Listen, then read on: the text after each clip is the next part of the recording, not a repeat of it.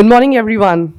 I'm Dr. Ratika Kaushik, and on behalf of the NU family, I extend a warm and hearty welcome to one and all present and to the dignitaries on the dais. I feel privileged to be hosting and opening the event to mark the 15th anniversary of the annual lecture. In NIIT University, annual lecture is a long-established tradition, and we excitedly look forward to it each year. We are delighted to welcome you all and share this special moment with you. Keeping with our tradition of auspicious beginnings, we commence the 15th annual lecture with the lighting of the lamp, a step away from the darkness of ignorance towards light and life. May I now request our esteemed dignitaries on the dais to kindly light the lamp of learning.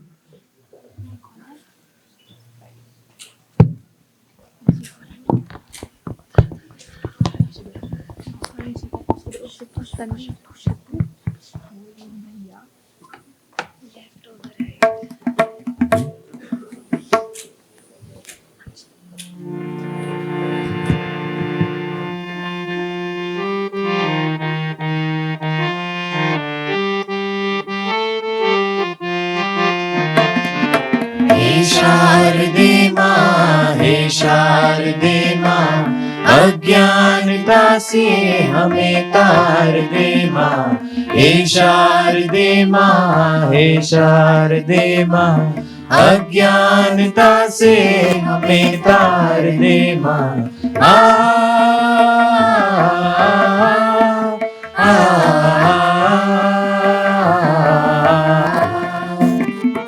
तू स्वर की देवी है, संगीत तुझसे, हर शब्द तेरा है, हर गीत तुझसे। तू स्वर की देवी है, संगीत तुझसे, हर शब्द तेरा है, हर गीत तुझसे। हम हैं अकेले, हम हैं अधूरे, तेरी शरण में हमें प्यार दे माँ। हे शारदे माँ अज्ञानता से हमें तार दे माँ।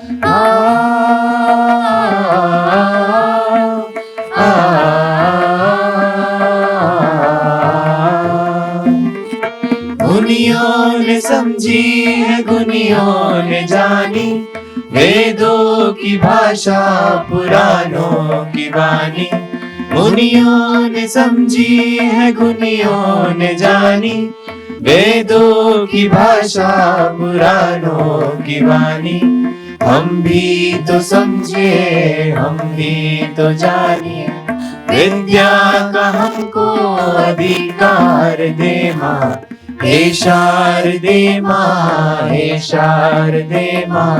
अज्ञानता से हमें तार दे माँ। अज्ञानता से हमें तार दे माँ। अज्ञानता से हमें तार दे माँ।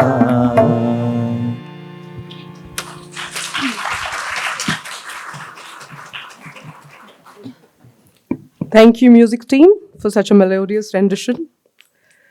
The topic of today's annual lecture, Shaping a Beautiful Mind, instantly transported me to the first time I watched the movie A Beautiful Mind. It released way back in the year 2001. Some of my dear Newtons present here might not even born then. It won the Academy Award for the Best Picture. The film is loosely based on John Nash, a Nobel Prize-winning economist who developed the Nash equilibrium theory and made major breakthroughs in the field of game theory. At the same time, the content of the film is also based on Nash's personal experiences of mental illness, giving the audience a very different vantage point to view and understand a complicated life, a life well loved and lived. Towards the end of the movie, John Nash, who's played by Russell Crowe, says to the crowd at Princeton, and I quote, "Look at your life.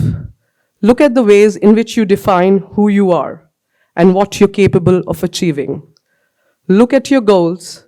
Look at the pressures applied by the people around you and the culture in which you were raised. Look again and again. Keep looking until you realize within your own experience that you're so much more than who you believe you are. Keep looking until you discover the wondrous heart, the marvelous mind that is the very basis of your being. Unquote. The film leaves the viewer stirred, having watched and felt the turmoil of filial love, unrelenting force of friendship, and the tenacity of an individual despite not so conducive social environment. These are the diverse and very defining experiences of life: love, the value of acceptance, friendship, and the acceptance we give to others. These core values are the cornerstone of our planetary existence and very fundamental to how we individually and collectively make meaning. Our grand tradition of the annual lecture also provides such a formative and pivotal point each year, every year, making us pause and reflect on our journey so far, growing strength to strength and infusing meaning and value to our thoughts, words, and action.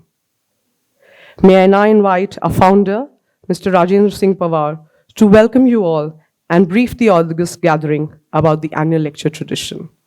Sir.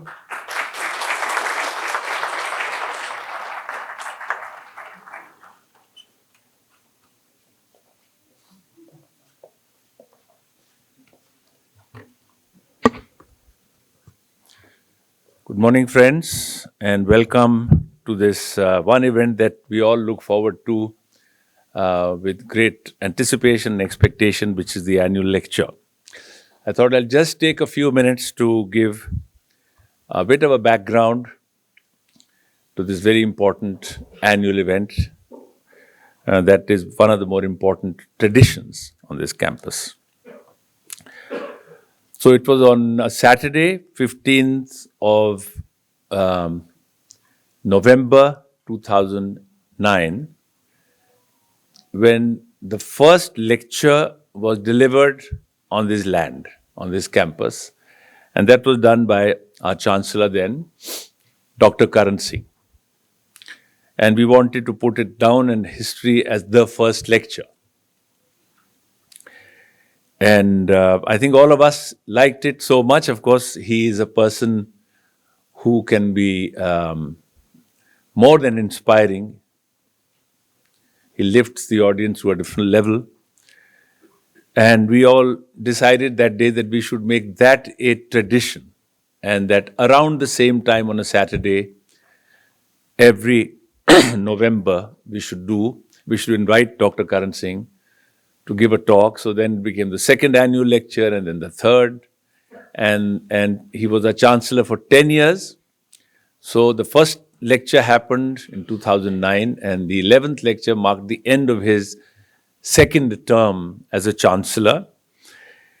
And a few of the people here have listened to all the lectures,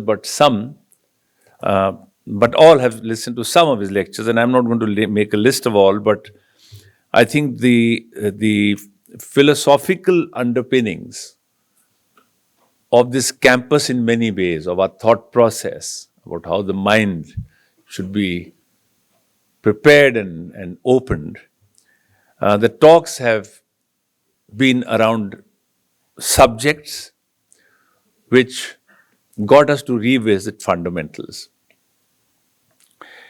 And the titles were interesting. The first one was 4 Pillars of Learning, which was a UN declaration of what education to be all about. But it went through things like the message of the Bhagavad Gita, talk with the interfaith movement in a year when there were conflicts. Many dimensions of peace around the same time would be so relevant today as well. And once he talked about the 5 dreams of Sri Aurobindo for India. He had done his PhD in that subject. And the growing relevance of Vedanta. And then there was a year when he spoke about this question of science and religion. Is there a conflict? Or is it a deeper convergence? And so until the time he remained a chancellor, we did these lectures. And then 2020 was the 12th lecture. And that was the year of COVID. So we had called, and that was virtual. And we had asked Dr. Naresh Trehan to open our minds And the title he had was Building Your Future in COVID Times, which is how to confront the reality and yet how to, embrace whatever was in front of us. And that was a very well attended lecture. It also was COVID times and it was virtual. So we had sent out the invite far and wide. So that was the departure from the earlier series, but we chose that every year we should pick a topic. The subsequent year, we had asked Mr. Kamath, who had just come back after finishing a term as head of the bank, which was set up by India, Brazil, China, and so on. He was in China for 5 years. And he spoke about digital India. And he talked about digital currencies, digital India, but the larger view of the world as seen from a lens where everything is becoming digital. I thought it was a mind-opening exercise again, but talked about the importance of the subjects we are also dealing with since inception, which are to do with digital and information and so on. And last year we had the great author, philosopher, diplomat, Pawan Verma, who's written many books on identity, on who are we and what, And he had written the book not long before that on Adi Shankaracharya, who raised the famous question, who am I? Which is a self-discovery question. But his topic was, who are we? It was about identity. It was about the mind once again. Who are we? Who are we really as people here? So this time when we were thinking about the topic, it had to be something centered around the mind quite clearly, because that's what all the young people who come here, we want to make a significant contribution to the way they deal with their mind, to the way they recognize the importance of understanding who you are and what your mind is, and playing some role in shaping it. So this time we could think of no one better than Viswanathan Anand. And so it didn't take long in the conversation when we were talking about the topic. So I said, who else can share with us a journey of shaping a beautiful mind? Who else can do that rather than Vishy? So he has been a very close friend of the NIIT brand, if I may use the term, from 1998 when we first engaged with him and thought of the idea that he should be linked with us as someone who's a brand ambassador, because the virtues that he brings are the virtues we aspire to bring into NIIT, of which trust is the most important, innovation and technology, but also I think of things of the mind.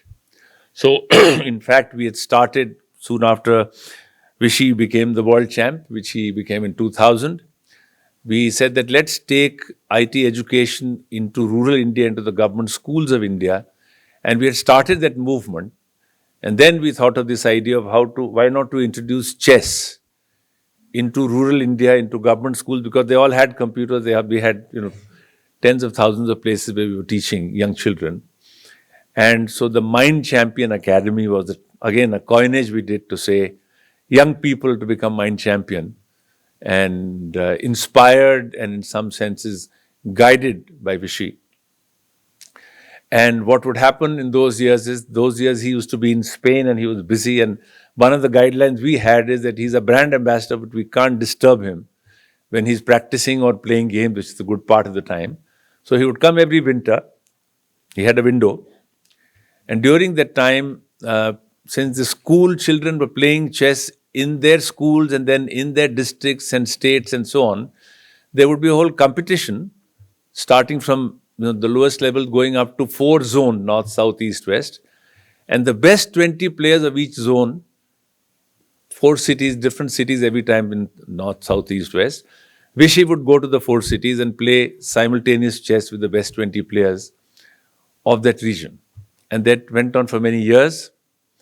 I would dare say that millions of young children, because ultimately 10 million children went through the government IT education program that we ran between 1999 and 2010 or so.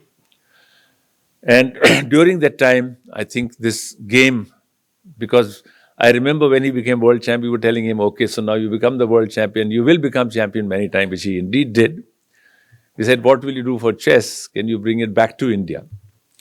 And that was a small contribution of making the game popular. But now, Vishy will talk about him. Vijay will talk a little more about him when I introduce him.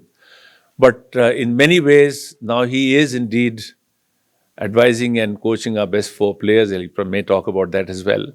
So it's been a very long association. It's a journey which we have truly enjoyed. It was the longest standing brand ambassador relationship of any sport in this country. And by the way, he came to this campus before the first class started. We have pictures of him with the safety hat which we had to wear when the buildings were coming. That was the first visit. And then he came for a second visit and he played simultaneous chess. And I saw, if you go on the top floor, there's the window, there are photographs. I saw one of his pictures. So this is his third visit. And we are truly delighted that the 15th annual lecture, which marks the beginning of the 15th year, is being done by someone who we truly respect and regard, and with whom we've had a long relationship. And this is his third visit here. We wish there will be more. We plan there will be more. Because eventually, I think, like him, who's perhaps the greatest mind, one of the greatest minds this country has produced, who is shaping the great chess world champs of tomorrow directly, but influencing many more indirectly. And we thought nothing better than making the 15th annual talk on the topic of shaping a beautiful mind. So welcome, Vishy. Delighted to have you here. Thank you.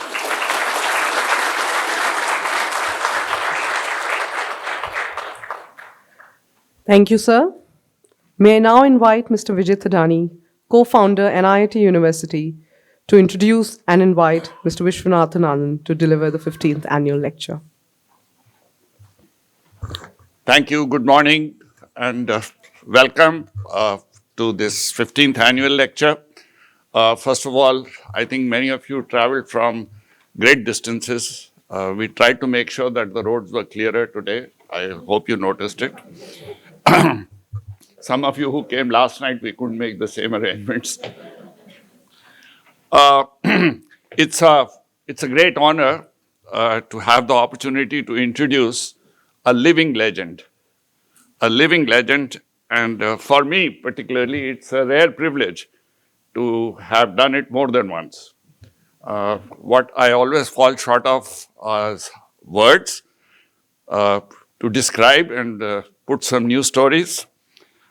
So this time I must admit I took the help of ChatGPT.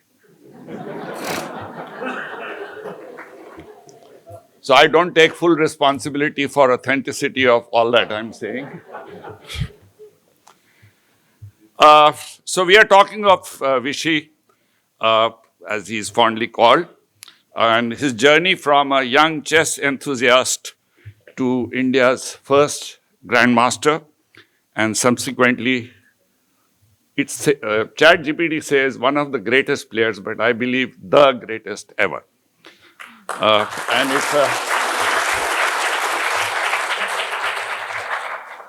it's a tale of passion, resilience, and unparalleled strategic brilliance. Behind every man, you have heard that. Well, in this case, there is more than one woman. The first woman who actually saw the prodigy in him was his mother. So the legend has it, and I'm not taking full responsibility for all that I'm saying, that Vishy was born with a miniature crown on his head. And the first words that he spoke, which otherwise children normally say mama, papa, amma, acha, for him was checkmate. I think noticing that, his mother took him to a chess academy next door, And at the age of 6 years, he started playing chess. And then he continued with that in Philippines and came back and then continued with that at the Mikhail Tal Academy at the Soviet Cultural Center in Chennai. He was an expert at rapid chess. He played more chess than anybody else because the rule there was, if you lose the game, you have to vacate. He never lost a game. So he just continued to play, and he played more than everybody else. And therefore, he earned the name of the Lightning Kid. And then for certain aggressive moves that he made, he also ran strategic and fearless game. He also got the title of Tiger of Madras. So he became an international master in 1986, won the World Junior Championship 1987, first Indian and first Asian to do so.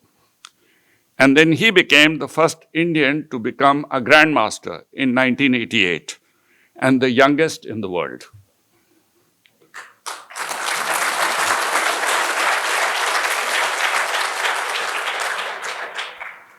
So from then onwards, his journey began, and in 1996 came the second woman, Aruna, his wife, the queen of his hearts. He has to deal with queens quite a bit, but the queen of his heart. And then she continued, and he won the first World Chess Championship in 2000 against Boris Gelfand. This is the first time an Indian and perhaps not a non-Anglo-Saxon became a world champion. And there's a very interesting incident when Boris Gelfand, took him to meet President Putin. And President Putin asked him, so where did you learn chess? So he said, at the Mikhail Tal Academy in Chennai, Soviet Cultural Center. So President Putin said to Boris, so this is a problem that we brought on ourselves.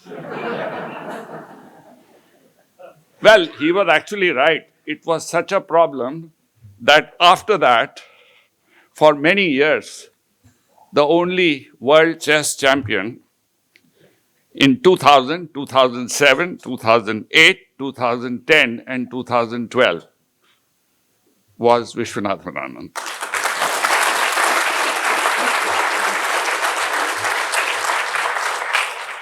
He was the first player to win the Chorus Chess Tournament 5 times, 1989, 1998, 2003, 2004, 2006.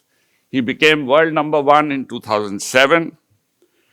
He got the chess Oscar for the best player 6 times, only non-Russian player to have done so. I don't know whether Mikhail Tal Academy still exists. They may have closed it. Only player in the world to have won the title in every format of the game, be it matches, tournament, or knockout. It's rumored that his awards cabinet is so full of trophies that now the trophies have started playing chess matches amongst themselves.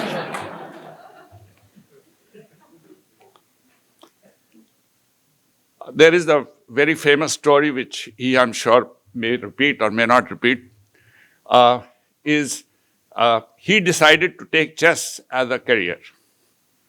And on a late night train, he offered the lower berth to an elderly gentleman who had the upper berth. And the elderly gentleman felt that he owed it to this young man, should give him some advice. So he asked him, what do you do? He said, chess. He said, no. I'm asking you, what is your profession? He said, chess. He said, you have to do something in life. It can't be chess. He said, it is chess. So he said, look, son, let me give you advice. Unless you are somebody like Viswanathan Anand, you cannot be making a profession of chess.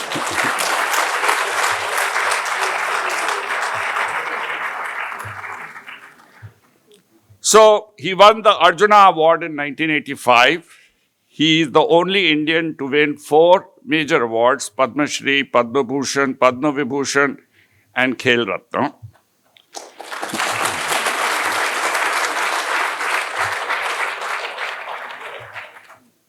And he's been named the Indian Sportsman of the Year, Russian Order of Friendship in 2014.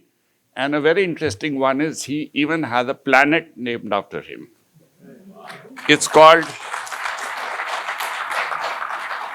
4538 Viswanathan. I believe it is somewhere between Mars and Jupiter. So next time in instructions when Mangalyaan, you guys are light, some of you which will do that in future, you will receive instructions saying, look on the left, the star shining the brightest is 4538 Viswanathan. Raji talked about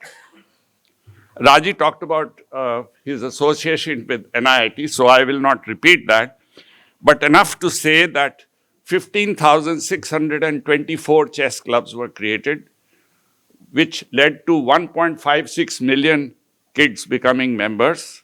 And the result is obvious. I have not established correlation. He was the first grandmaster in 1988. Now there are 88 grandmasters from India. And I can see that.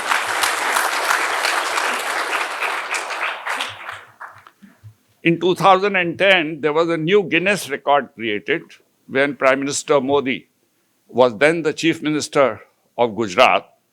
I don't know whether it's the same stadium because nowadays we don't like to talk about that stadium. But he played, there were 20,480 people playing chess simultaneously, the largest ever in the world. So those are some of the interesting things that he did with NIIT. In addition to being a great chess player, a great professional, he's also a great human being. His humility. Somebody asked him, describe, and this is a normal question I believe asked to all the great chess players, describe who's the best chess player or who are the top 10 chess players. He's the only one who did not have his own name included in that. And for him, the greatest chess player was Bobby Fischer. Is that what you said? Yes. He's humble, unassuming, focused, and he can make anyone comfortable in his presence. He conveys his very profound thoughts in very, very simple words. So I call him role model of simplicity and simple communication. And I think that's something which we can learn from him. One of the best ways he was described by was his father. When somebody told his father, Vishy is the greatest that chess has produced and he has amazing talent. So his father said, what I'm proud of, besides his chess, is that he is a nice person, untouched by the fame that made him great.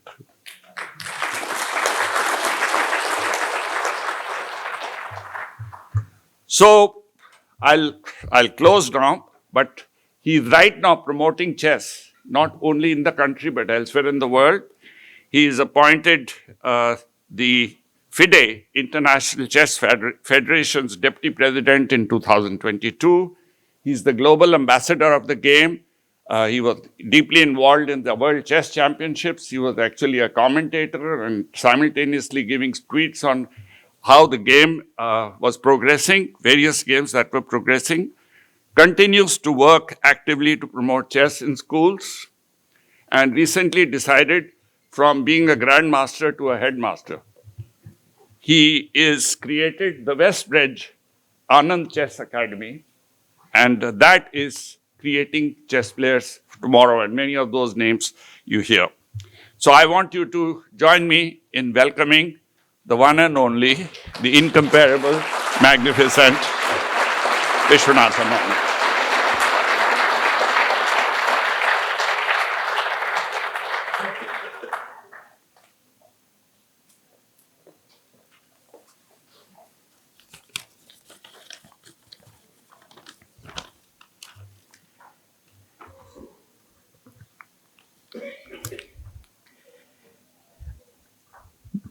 members of the NIIT family. I think that should cover everyone. So first of all, a big thank you to the two gentlemen who introduced me for their very kind words.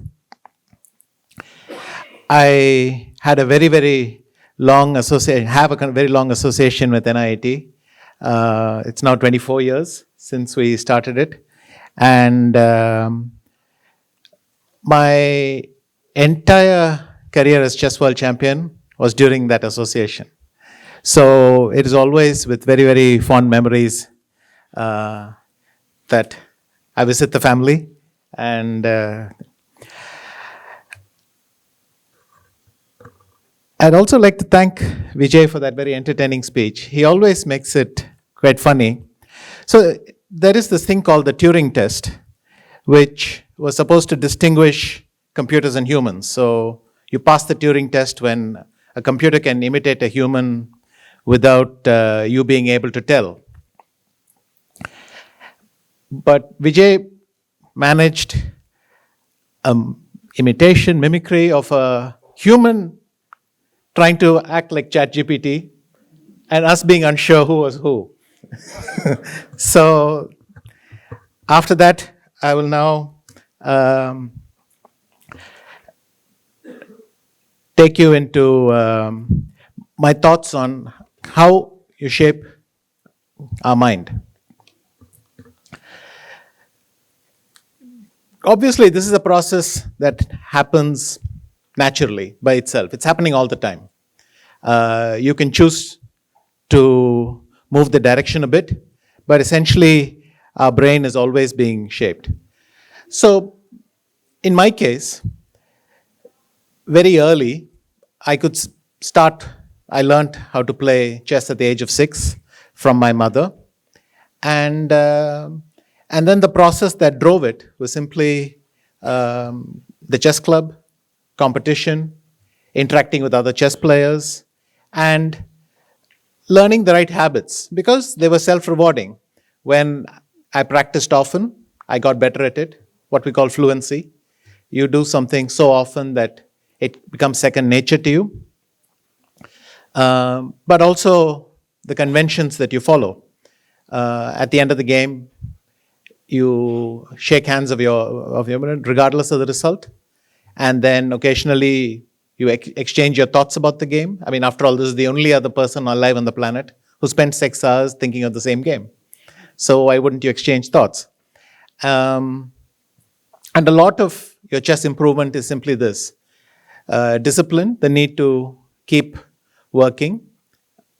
It's driven by deadlines. You have a tournament tomorrow, a game coming soon. But the far more important effect is from experiences. There are childhood memories of me losing the last round of some under 10 tournament in the club, which still influence the choices I make today in the chessboard because it was painful. It was painful, so I learned never to do that thing again. Even when it's probably quite good now. I mean, if I look at the data, it's clear that it's not that the strategy I chose was wrong, it's just the way I executed it. But all your life, you've been shaped by this preference. And this effect is surprisingly strong. Most chess players have a very pronounced style, and it's based on these good and bad memories from very young. So we all know the story of, let's say, an elephant. Once when it's very young, it learns that it can't do something, and it never corrects itself. It's very similar, I suspect, in all walks of life. But these good and painful memories, when you're young, if you feel that you're really good at something, you'll keep doing it, and your optimism is way above what should be permitted. So, another very, very important thing is curiosity. Luckily for all of us, nature gives us a certain amount, just part of the package. You're born, you have some curiosity. Anybody who's had a 2-year-old child can tell you that the curiosity is the most powerful force. Sense of danger doesn't come close. If there's an electric switch, you must know what happens if you press it. everything that is dangerous has to be done. So we are born with this curiosity, but it can be cultivated and you can work on it. And that again shapes your mind. And the final thing, again, we start very young. We have our family, we have our friends, and each one of these influences slowly comes. There are friends that you look up to, you think they're cool in some way, and you'll try to imitate them, and you'll try to do this all your life.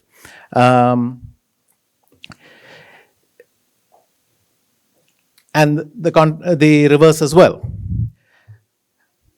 Now, this is fine so far as it goes, but the interesting question which I would like to discuss today is, what are the things we can do actively? What are the things we can do consciously? Most of the things I mentioned are simply second nature. They happen in the background, we don't even realize they're happening, and we have strong likes and dislikes. We've already been shaped in a certain way. Now, can you address this?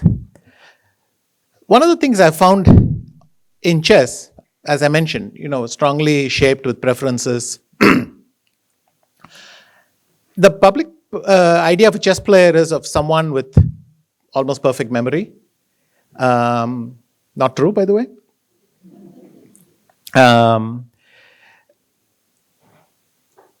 Amazing ability to concentrate. Not true, by the way. And able to think many, many moves ahead. Not true, by the way. So memory is very, very context-based. My chess memory is amazing. I won't deny it. Once upon a time, I could remember, even when I was 24, 25, I could remember every single game I'd played in my life almost. But again, context is important. I found that slowly, as the number of games multiplied in my databases, computers came along quite late at that stage, but in my development. But as the number of games multiplied, the number of events multiplied, you realized you just can't keep up. In fact, the brain has switched. It stops trying to remember every single game you played and every move you made. It focuses on experiences. What's relevant? What do I need this or not? And then it starts pruning away. Again, most of you will experience this with your phones. Once upon a time, I'm sure all of you could remember the top 10 numbers you dialed. Now, since the contact book is just one thumb impression away, you don't even need that. And the brain rewires itself to do something else. How do I train my memory? So, simple thing is to follow some sort of schedule. And I only do this for chess, by the way, because in most other things, I'll come to that later. So in chess, the lines I need to know, the things that I think I will not be able to work out at the board on my own, I make a note of seeing it in some regular interval. I read this, by the way, somewhere, and I thought, well, that makes sense, I should do it. The theory is, you see something daily for a while, then weekly, then monthly, and by the 11th year, it's encoded in your brain in such a way with so many multiple inputs that you will never ever forget it. Again, very easy to see. I can remember certain childhood experiences just locked in for life, but you struggle with things that you do on a daily basis and so on. Then it's very easy. You take the notes that you need to look at, you see them in some regular interval. But one level above that is context. If you have a story you can add to it, remembering this will help me avoid my fate in that game against that person. This is the way I won this beautiful title. This is the way some famous game that I grew up with in my childhood ended. If you can attach those things, then much faster. You don't even have to wait the full 11 years in theory. The memory gets locked in. So with memory, it's very important to reinforce it. How would I do this? These days typically is reminders. I'll have reminders on my phone, on my computer, set to go off at periodic intervals. Daily, you don't even look at it, and you stop looking at it, so it's there, but you just breeze away. But if it comes in some regular interval, you'll remember to notice. And slowly, over time, it's a note you've made that you don't forget easily. If there's a memory attached, as I mentioned, it's much more effective. And a lot of our memories are like this. It's emotional. And if you attach emotions to anything, you'll remember it, you'll execute it better and everything. You'll never forget the details. What gets us every time is boredom. Repetitive. We do things every day, and that's the thing we practice the most. But because it's boring and it's repetitive, there will come a day when you simply forget to do it. Because you've done it every single day, it just slips your mind. This can happen in chess.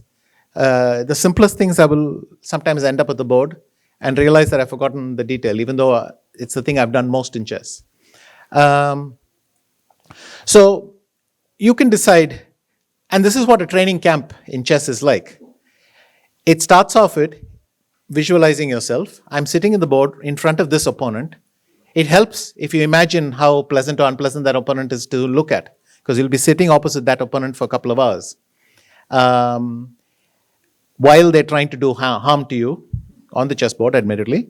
And if you can visualize that experience at an emotional level, then you can work backwards. Now, these are the things that I expect to go wrong at the board. These are the things I can hope for to go right.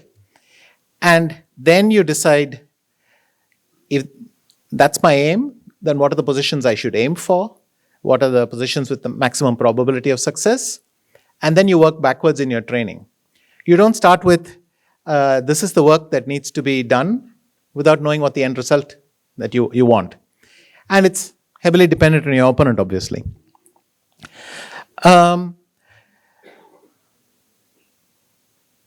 You can bring in this idea of a regular exposure to new experiences. You can try to imagine doing something for the first time that you haven't done before. In my case, positions that I've avoided all my life, I finally thought, let me face this once. Instead of avoiding it, let me see if I can actively do it. I always give myself a lot of time. I don't like to drop myself in an unpleasant situation, but I give myself some time.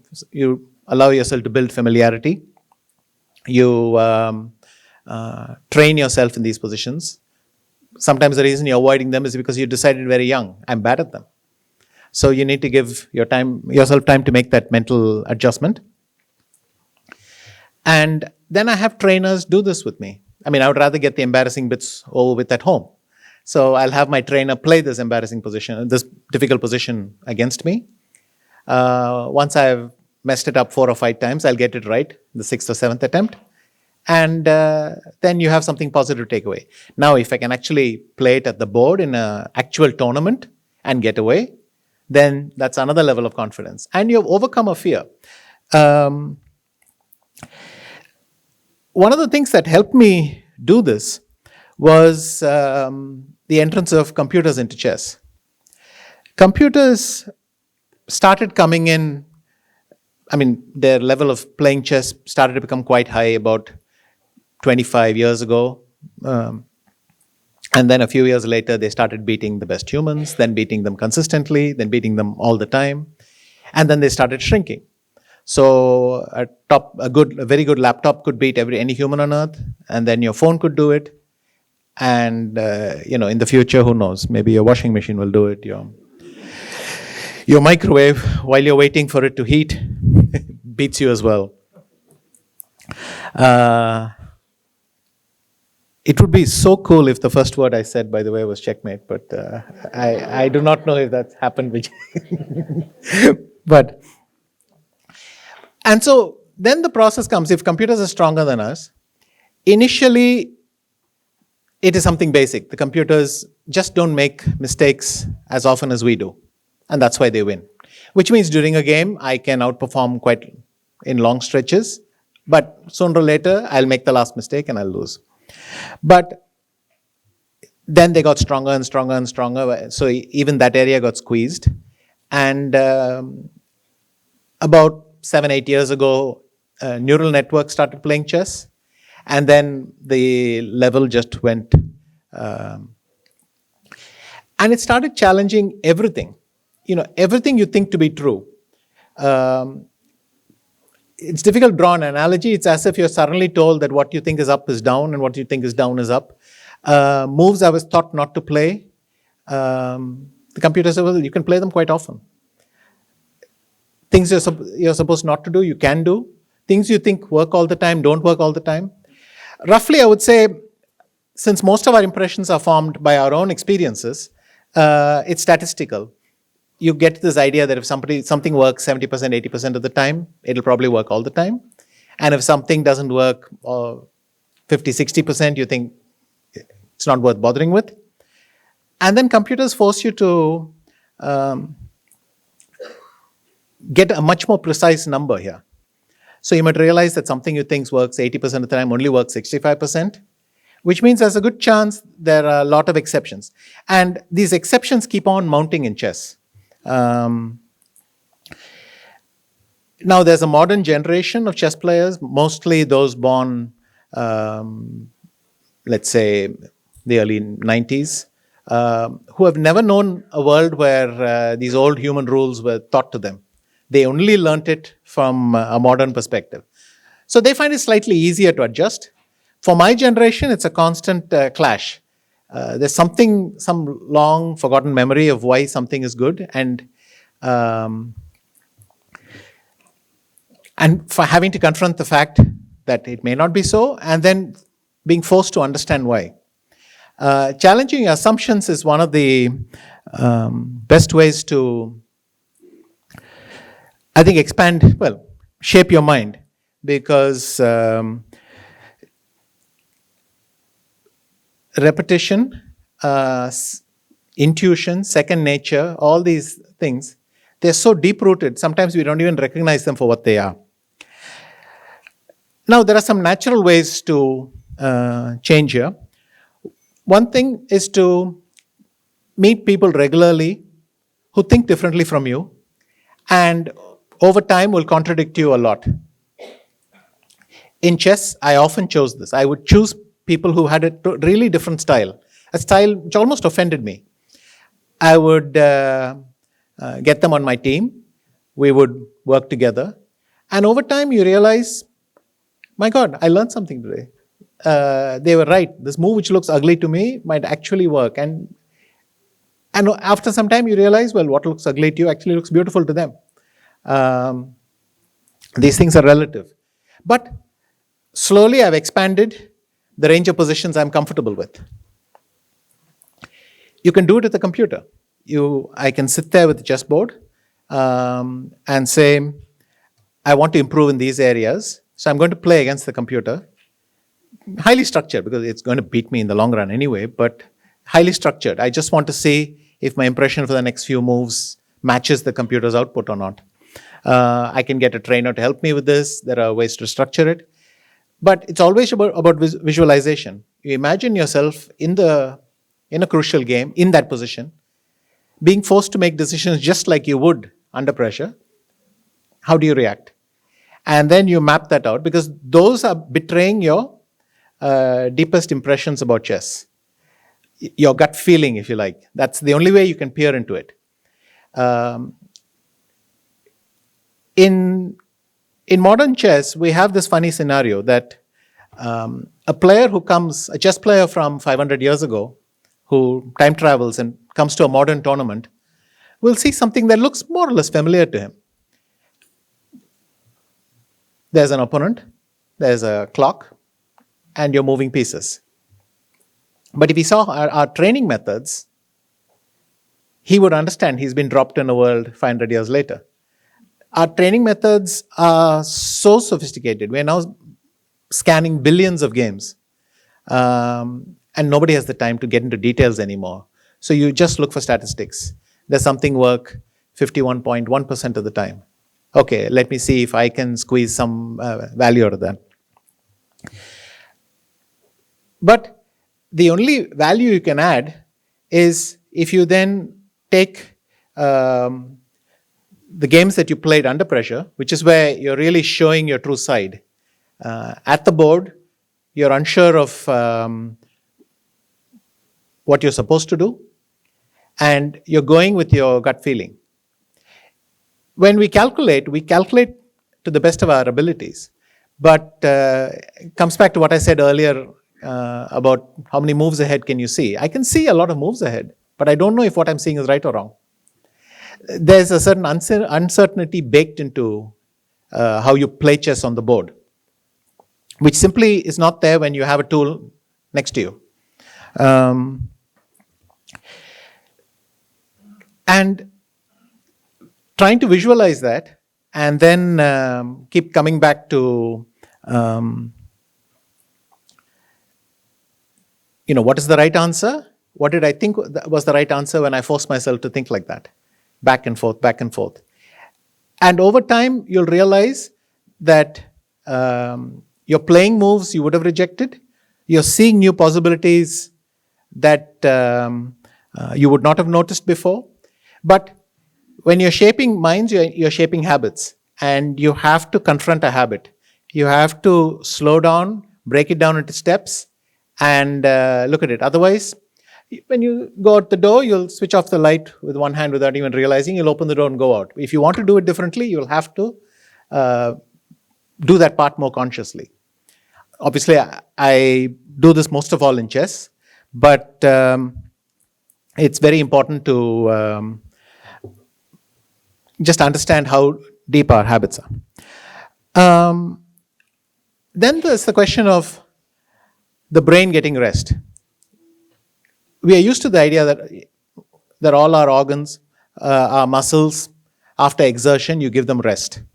The brain is the only thing which doesn't take any rest. The only way to give your brain rest is to give it something else to do. So how do you work that into your life? I have found that the best way to recover from chess tournaments, and this is something that I confronted in failure. Every time I had a disastrous result, I was faced with the problem that I hated chess. I did not want to look at it for a while. But without working on it, I can't get better again for the next one. And how do I get ready for the next event? And here, the value of hobbies and interests which are unrelated to your main profession, in fact, unrelated to the idea of performance. There are things you must do for pleasure, which must still be challenging. That's how you get your brain.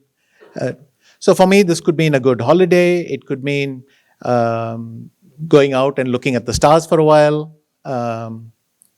It could mean reading a book. But it has to be something far enough away that you recover emotionally. The pain associated with the last tournament has to recede a bit. And quite often, after 1 or 2 weeks of no chess, doing something totally different, when I come back to work, I find that the hunger has come back a bit. I feel like working. My point is, you cannot work on something if you're angry with yourself. And if you're angry with, well, in my case, it was chess. You feel betrayed. You feel, I've worked so hard at this. How can this happen to me? Unless you can detach yourself from those feelings, it's very difficult to come back. But having multiple hobbies, interests, friends allows you to recover much faster. But there's a second point. Having friends is like having an intelligence network. You get 1,000 eyes all looking at the world, and you'll get a head start on so many things that you can't possibly keep track of yourself. If you have friends, once in a while they'll tell you, something is interesting happening in this area. Now, this is true within chess, obviously, but it's true beyond. And you'll find out that there are things that actually interest you. You might want to pursue them. They might even impact your game and the way you play your game or how you execute your profession. And that gives you a little head start in preparing for it. But this comes back to the thing, you cannot do everything for performance. You cannot relax only because I want to get better at chess later. You have to relax because you want to relax. You have to have friends because you like having friends. And the benefits will flow. But there is a little bit of serendipity involved, and you can't try to control that very much. And so part of the challenge with the mind is the downtime. How you manage your downtime, how you have interest and all affect you. During the pandemic, the chess world turned into a completely new sport. Thanks to the fact that, and there were a lot of accidents which happened at the same time. It was the Queen's Gambit show, which suddenly appeared. They made the show without knowing there was going to be a virus next year. It's hard to believe that they knew there was going to be a virus and they decided to make this show, but there it was. Chess suddenly moved online, and suddenly the value of communication in chess had gone up. It wasn't necessary to be a good chess player to do well in chess. You could be someone who's a decent chess player, but who knew how to explain it to new audiences. That was a skill that suddenly became very valuable.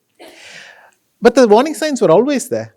In fact, I found out later, because I don't necessarily move in those circles, I found out later that already by 2016, people had started to do this on the internet, in online communities, and the numbers were uninteresting, so I probably wouldn't have paid attention. But they were playing around with it. And 3-4 years later, the ones who had started out then were the first ones to hit the ground running in 2020, because they immediately saw they were already on these platforms. They were working there. The opportunity came their way. But you had to have been trying these skills or knowing people who happened to be there to suspect that this was going to happen. Or suspect that even this could be a fun thing to do. So it's very important to have a broad circle of friends. You will have your core friends, but you must have people that you engage with casually, exchanging ideas, and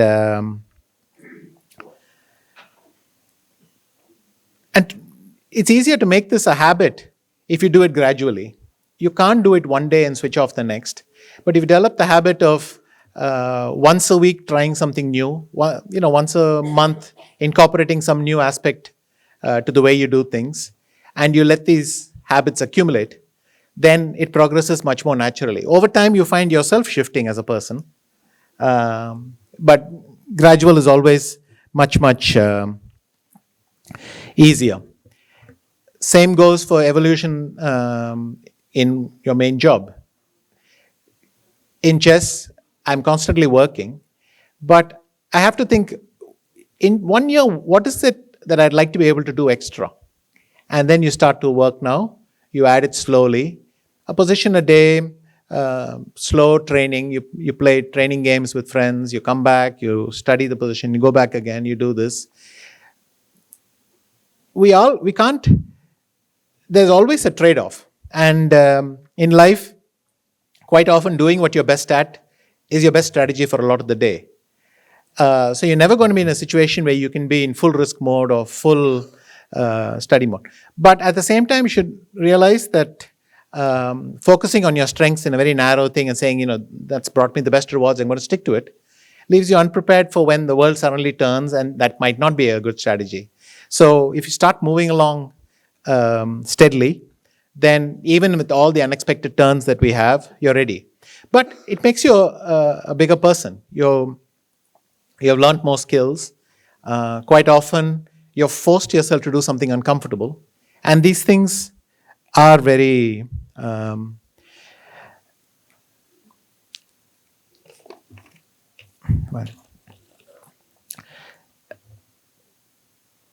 Now, about doing things that are uncomfortable and difficult, I have found that it's often the way you look at it is more important than simply the stats. We often see decisions and we think, but the odds against that decision was not at all good, why did the person go ahead and do it? And it's a very individual trait. If you think you're good at something, then you're going to be wildly confident in everything you do. You're going to misjudge your odds. But for a confident person, even 30% looks like great odds. For someone who doesn't like what they're doing, even 70% looks, still 30% can go wrong, is the flip attitude. And I think this evolution is what is the only thing you can shape your brain with. It has to be gradual, and it's about having good regular habits that you do. The normal things: sleep well, pay attention to your body, stay interested in multiple areas, be in touch with interesting people, keep an open mind, and when you learn something new, make a note of it, come back to it a couple of times over the days, and you will find yourself moving along steadily. As we mentioned earlier, I got a chance unexpectedly about 3 years back to start an academy for our youngest chess players. And so I picked 4 of them. My criteria was they should be 14 and they should be grandmasters. That would have sounded like a high bar in many countries, but I was very fortunate that we had a sort of golden generation, and there were 4 Indians who met that criteria right away. So I got them into the academy. Now, what can I teach them? I'm not sure that there are any chess ideas that I can distill very easily and pass on to them. I don't even know why I think what I think.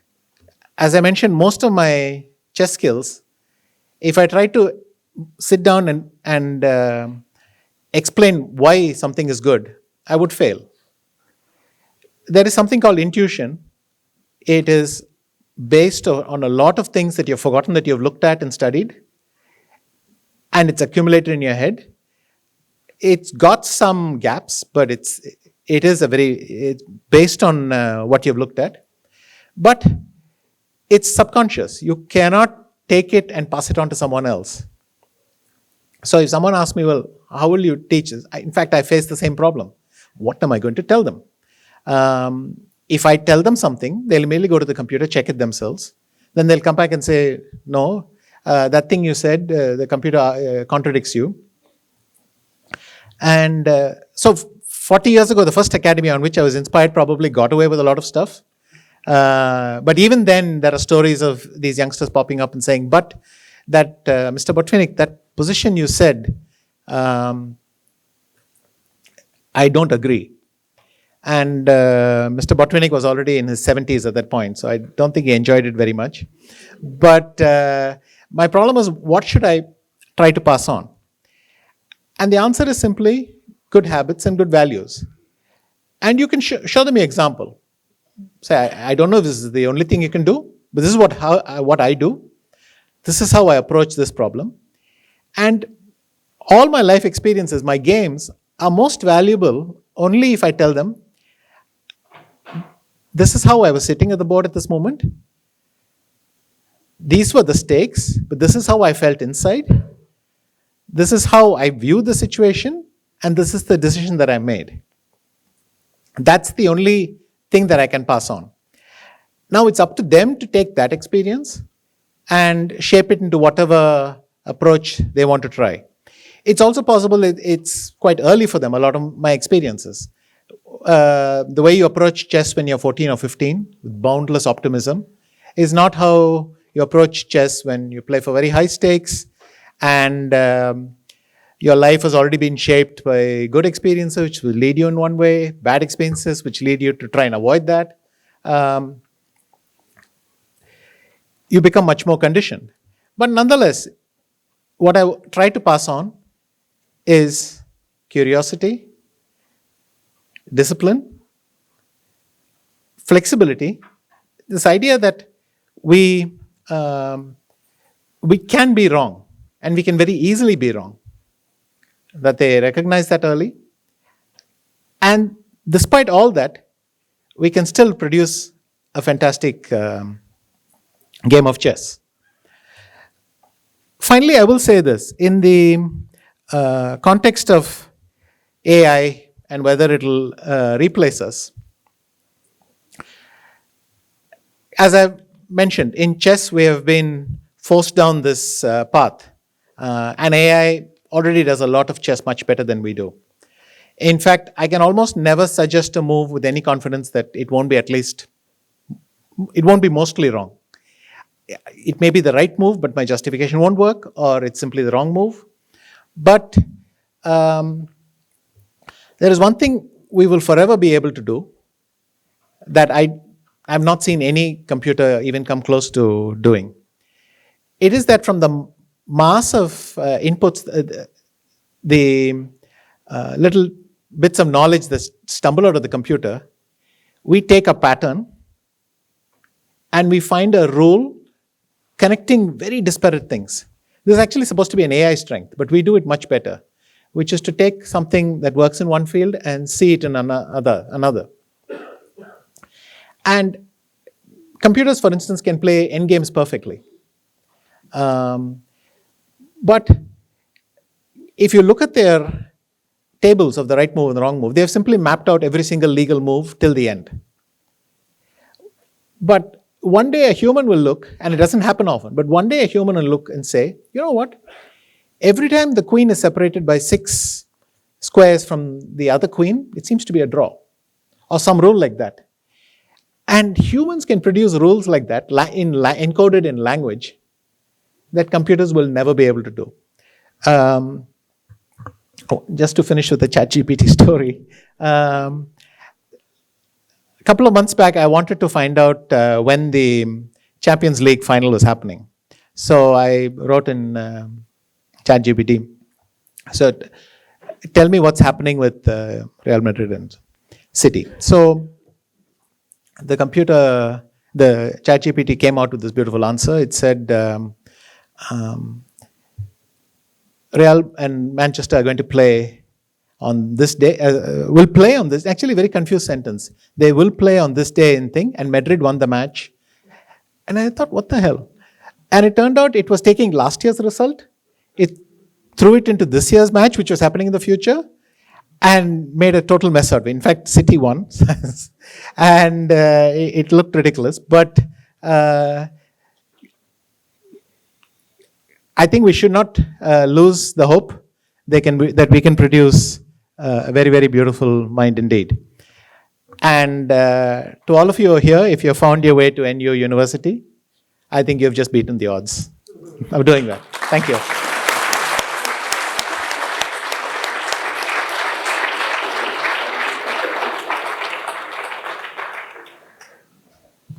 Thank you, sir, for those very stimulating words. So simple, yet so powerful. May I now request Mr. Pawar to open the floor for the Q&A and moderate the session? Okay, so now we are going to open it for Q&A, and you can ask whatever you want, and Vishay will give you the right answer, as always. Okay. So just quick show of hand, people who have a question on their mind, just to understand how many we have. 1, 2, 3, 4. Okay, so we have 4 to start with. So please introduce yourself. And if you're from a student, which year, and so on and so forth. Otherwise, wherever, whatever your background is, and then question to Vishay. Okay, so hello, sir. I am Atharv Degawkar from 4th year CSE. So my question to you is, how do you relearn the things you have learned in the earlier days? So as you mentioned that computers have changed the way of preparing for the things. So you have actually been through a process of relearning how to prepare for the things. So can you explain with some of your experiences that how you can try to relearn the things or rethink about what you already know? We generally tend to run away from the things that we know and we are expert on. But there can be some things which are good and which can be explored much. So how do you treat with it? The first step would be to do an analysis of how I do something. And it may be that even though I'm good at it, or think I am because my results with it are good, there are details in the execution that keep stumbling. So and after a while it feels unnatural. If you improve too much on the way you do things, it doesn't feel like how you used to do things. But on the other hand, it is glaring at you. The mistakes in the execution are there. Which means that if your opponent could have played differently here, the result would be different. Basically, that's what it means. Then sometimes it's just good to wipe this thought from your head that I'm good at this. Easier said than done, but in the process it gets better. And then see, let me consider all the new material and why I don't think of it. So when I look at a position, the first thing I take is from I don't even look at all the legal moves. I immediately take my top 3. And then if I force myself to look harder, I can look at, let's say, option 4 or 5. But then you slow down. I mean, in training mode, you slow down, you think, fine, I've thought for 10 minutes and option 1 looks clearly the best to me. Option 2 fails for this reason. Option 3 fails for this reason. And then you ask someone to check what you gave as your justification. And here I would say it's very important to pen down what you actually mean. So you have to give all the details in your answer for it to be effective. Because 1 second later, once you see what the right answer was and for what reason, you'll find your brain suddenly remembers that, yes, actually I saw that as well. So in order to avoid that fallacy of incorporating the answer into what you think you thought, to write down so that it's frozen, and then you can see, oh, I didn't see this move, I didn't see, and this is why the breakdown logic happens. And you try to slowly incorporate the new ideas, that you never did consider before. The next time around you think, why can't I include them? The good news is once you start doing that, you'll find that these new ideas, you'll try to incorporate them everywhere. And so your range as a chess player has expanded. And I mentioned, over time, this adds up. Can give you one more analogy. This is a situation I often face, which is I get to some town, and then I pull up the maps and try to see where I'm going. And I might. So the normal thing is to take all the steps, keep them on your phone and follow them. But every once in a while, by the way, I'm a horrible, I get lost very, very easily without anything. So I sometimes, to make it more interesting, I'll try to think, if I was looking like in the old times with an old paper map, and I had to just memorize 3 steps and remember how to get here, will I be able to do it? And I'll think. And then when I go walking, it forces me to be more attentive to the landmarks, because I'm looking for that one landmark without which I can't. If you can check your phone every few minutes, not the same benefit, but if you can do this. And I found that a couple of times, my navigation skills actually improved. Highly controlled experiment, I agree, but it actually improved. Because I would get to the second point, good, okay, so I'm here. And now I have to do this 3-4 steps I remember. Then again, look, make sure you're not missing. But the advantage of trying something new is you're forcing yourself to be attentive.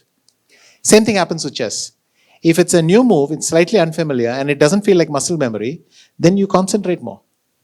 So I mentioned earlier, we don't concentrate, you don't remember things that you have seen too often.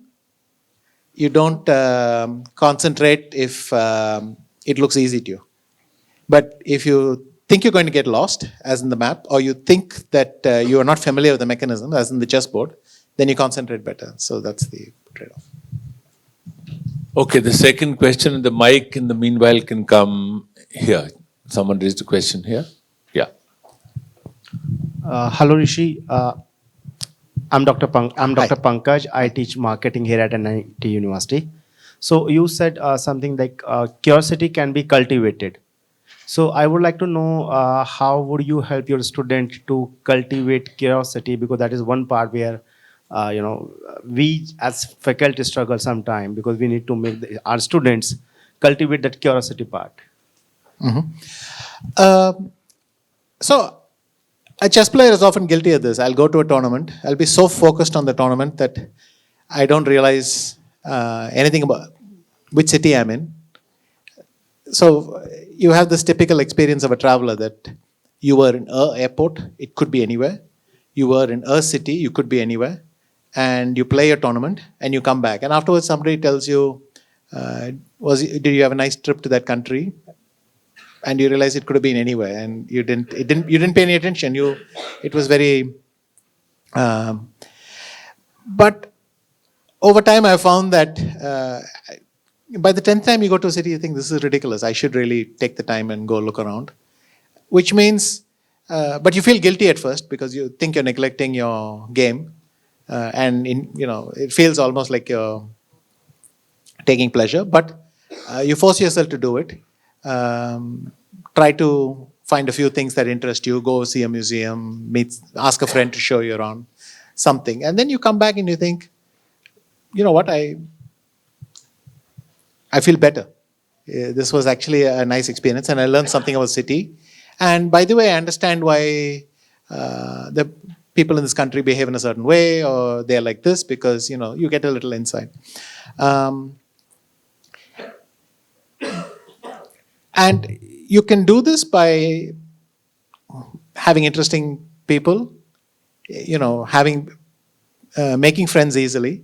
They don't have to be deep friends, but you make friends easily because people will tell you unexpected things, and that's how you find out.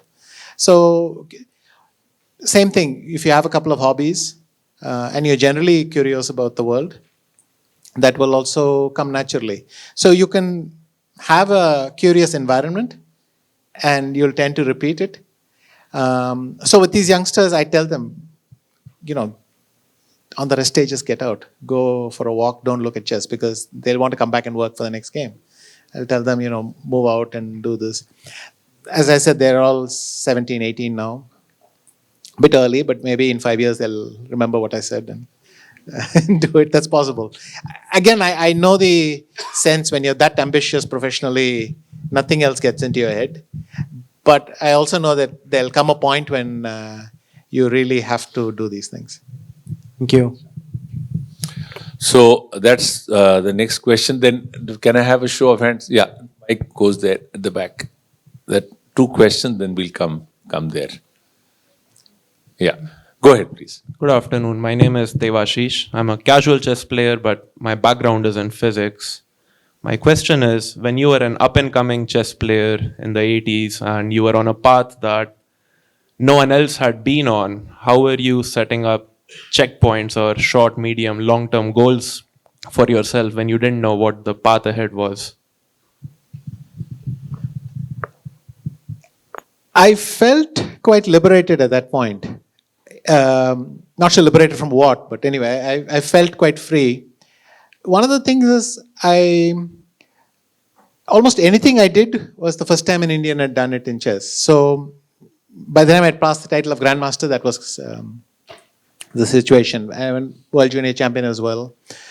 I didn't have the feeling that there was anything I had to do, but I thought I'll go through the World Championship cycle and see how far I get, and it was fun. So I had this dual thing where, on the one hand, the world title was a goal, so it was clear to me that if I passed level 11, then I would go to level 12, and if I passed level 12, I would go to level 13. I could not stop. That was obvious. But at the same time, I didn't feel too much pressure that I had to do something, and it was a nice sweet spot to be in. Great. Thanks. So we have 2 questions there, and the mic in the meanwhile can go. There was a question on this side. Yeah, please go ahead, both of you, one after the other. Good afternoon, sir. I'm Agneshwar Raichaudhary. I'm from BTech second year. So my question is, throughout your career, how have you managed to stay in the present and without thinking about what would happen next? And how much do you trust the process? As to see. Mostly it's been self-correcting. Several times I've made the mistake of getting ahead, worrying about things in the future, and realizing that the intermediate steps were not assured in the first place, and it's thing. So the biggest teacher has been painful experience. A couple of times you think, what am I going to do in the 13th round? And then you lose the 11th round, you think, that was stupid. So habit will teach you. And in chess, but probably in life as well, defeat will help you course correct. And it's a very natural thing. How do I stay in the moment?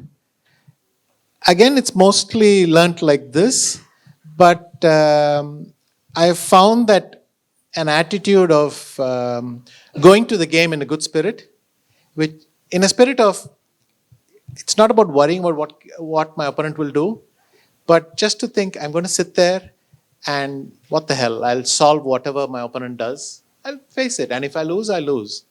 And I will enjoy the problems that I face on the chessboard instead of only worrying if I can get it right. That correlates well with my best results. And I discovered that in a funny way. I had some streaks of very, very bad results. Famously in 2001, 8 months, I didn't have a good result. 2013, when I lost my title, more or less a year and a half of really bad results. Then 2017, after like one and a half months of bad results. And each time at the end of the result that really just broke the camel's back, so to speak, I was sick of the game, but I'd already committed to a tournament. So I went to that tournament thinking I'll just play 3 decent games and come back. And I'd go and win the tournament. So, and you can see this pattern. The obvious question would be then, why can't you do that all the time? And the problem is very difficult. Sometimes there are equally examples where I've really wanted to do something, I worked very hard for it, and I got it as well. It's easy to be flippant. I think in the end, I feel it's mixed. If I worked very hard for a tournament and really tried hard and it actually worked out, then that work, there will be a surplus which I can apply in the next tournament and go more relaxed for that one, and it balances out or something. A lot of the steps I say, they seem obvious based on one experience, but then if you ask me why I don't do it all the time, I can't explain. It's like saying, well, don't be ambitious, be happy, you'll do well. But yeah, but we're stuck with ambition, so it's that sort of thing. Yeah, this question right next to, yeah. Hello, sir. I am Pranav Sani. I'm a BTech second year. So I just have a really naive question. Is there any advice you could give to someone who's like started playing chess?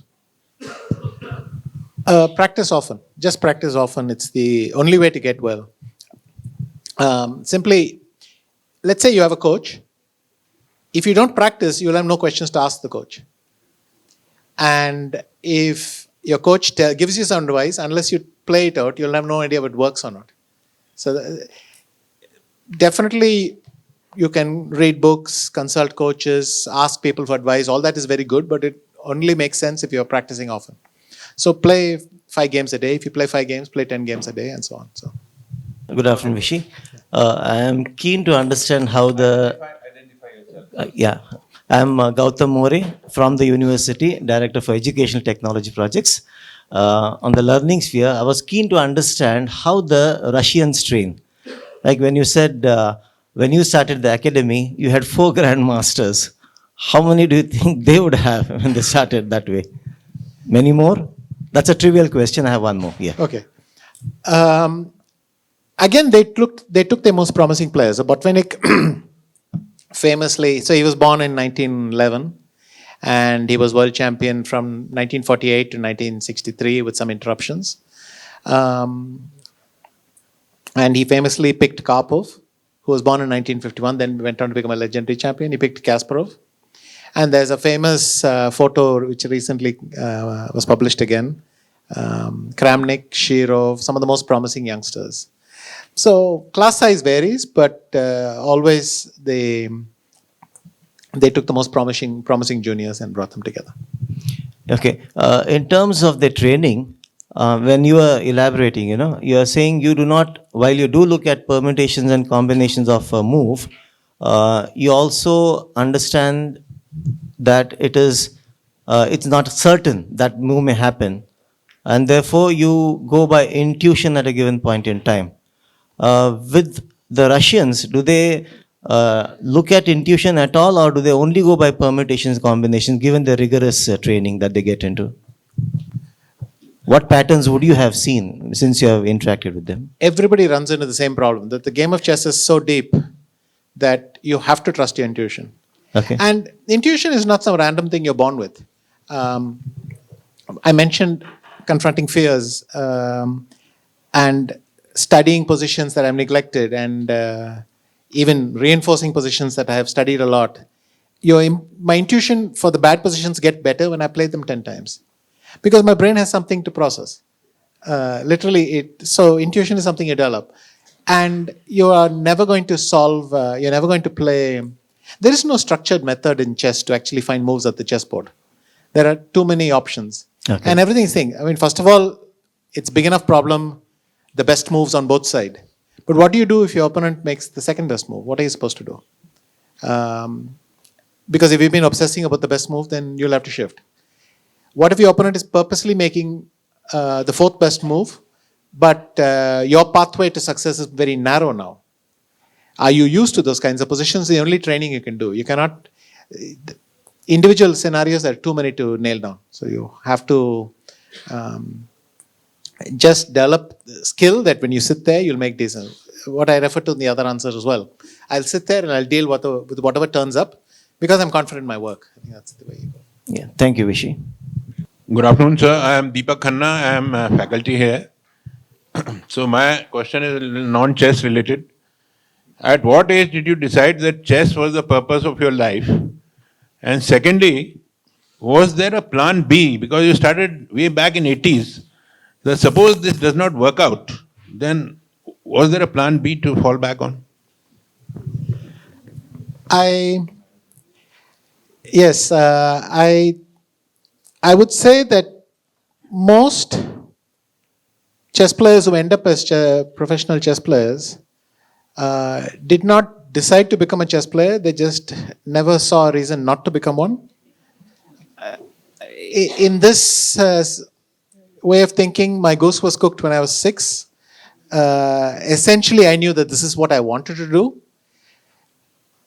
And at some point, the arguments could mount against this decision, and then I would think otherwise. I was very fortunate. At every moment when I might have hesitated, I had very good results. So 10th standard, I became national champion. First time that you hesitate, which stream you're going down. 12th, I became world junior champion. And when I finished my BCom, which was my plan B, I was in the top 10 in the world. And after that, then I understood, even as a grandmaster, I felt I can make a pretty decent living as a grandmaster. Now I don't need to worry. I mean, the biggest danger is you end up some artist, but no clear regular income, that sort of thing, right? But now I felt, okay, I can do my chess and it'll be okay. And then when I became top 10, then it took care of itself. So I was fortunate, but I think most people who don't become chess professionals, but played the game through all their junior years, they will tell you, no, at some point the evidence just mounted against, and I had no choice. But you feel like that's a choice they made, but then they were forced to do something else. Hi. Yeah, I'm Chitra Narayanan. I'm a journalist with the Hindu group. And I'm a friend of NIIT also. So my question was on your, you talked about how there is gradually more and more data coming in, about statistics and 51% of this works and all that. This over-reliance on do you always go by the data, or are there times when you overrule the data and say skip it? Can the data lie? That is question 1. The question 2 was slightly unrelated. You talked about, taking a downtime when things are not going well. When something painful happened and you're like hitting chess or something, you take a downtime, do something else and come back. Conversely, if something is going great, you're on a roll, if you take a break, does that end up harming you because you got distracted, by taking that break? So these are the 2 questions. Okay, as for data, I will say there's a reason people do it, because it points you in all sorts of new directions. It's a lot of new information, and there are a lot of benefits to it. I would describe it like this: just like an athlete who trains regularly, taking a break of 2 days, nothing's going to harm that athlete. Somebody who's working in the most modern way in chess can say, for 1 week, I'm just not going to do it, and will not suffer the consequences. But if you start saying, I will not work in the most modern methods, so you can incorporate the older ways of thinking because it helps you clarify your position in your head. But you cannot neglect the best ways of working. Some people, what they do is they force their trainer to do all the data tracking, and they don't. But then it's very specific assignment of roles. The trainer is going to do all the stuff, but present the material in the old way. That's fine. But if you don't use the most modern methods, well, you're handicapping yourself. As for relaxation when you're doing well, it's the same as taking risks and doing new things when you're doing well. It should be done, but we forget to do it. And it's easy to feel so successful that you forget to do it. But in fact, the people I admire the most are the ones who, at the peak of success, they make changes. They take an approach that has worked perfectly for them and say, well, it's not going to last forever, so I'm now going to add new things and change new things. And change at the top. That's much better than to do it after you've been hit on the head. But most people remember to do it when the second happens. I wish the Indian cricket team had changed their lineup between the semi-final and the final, right?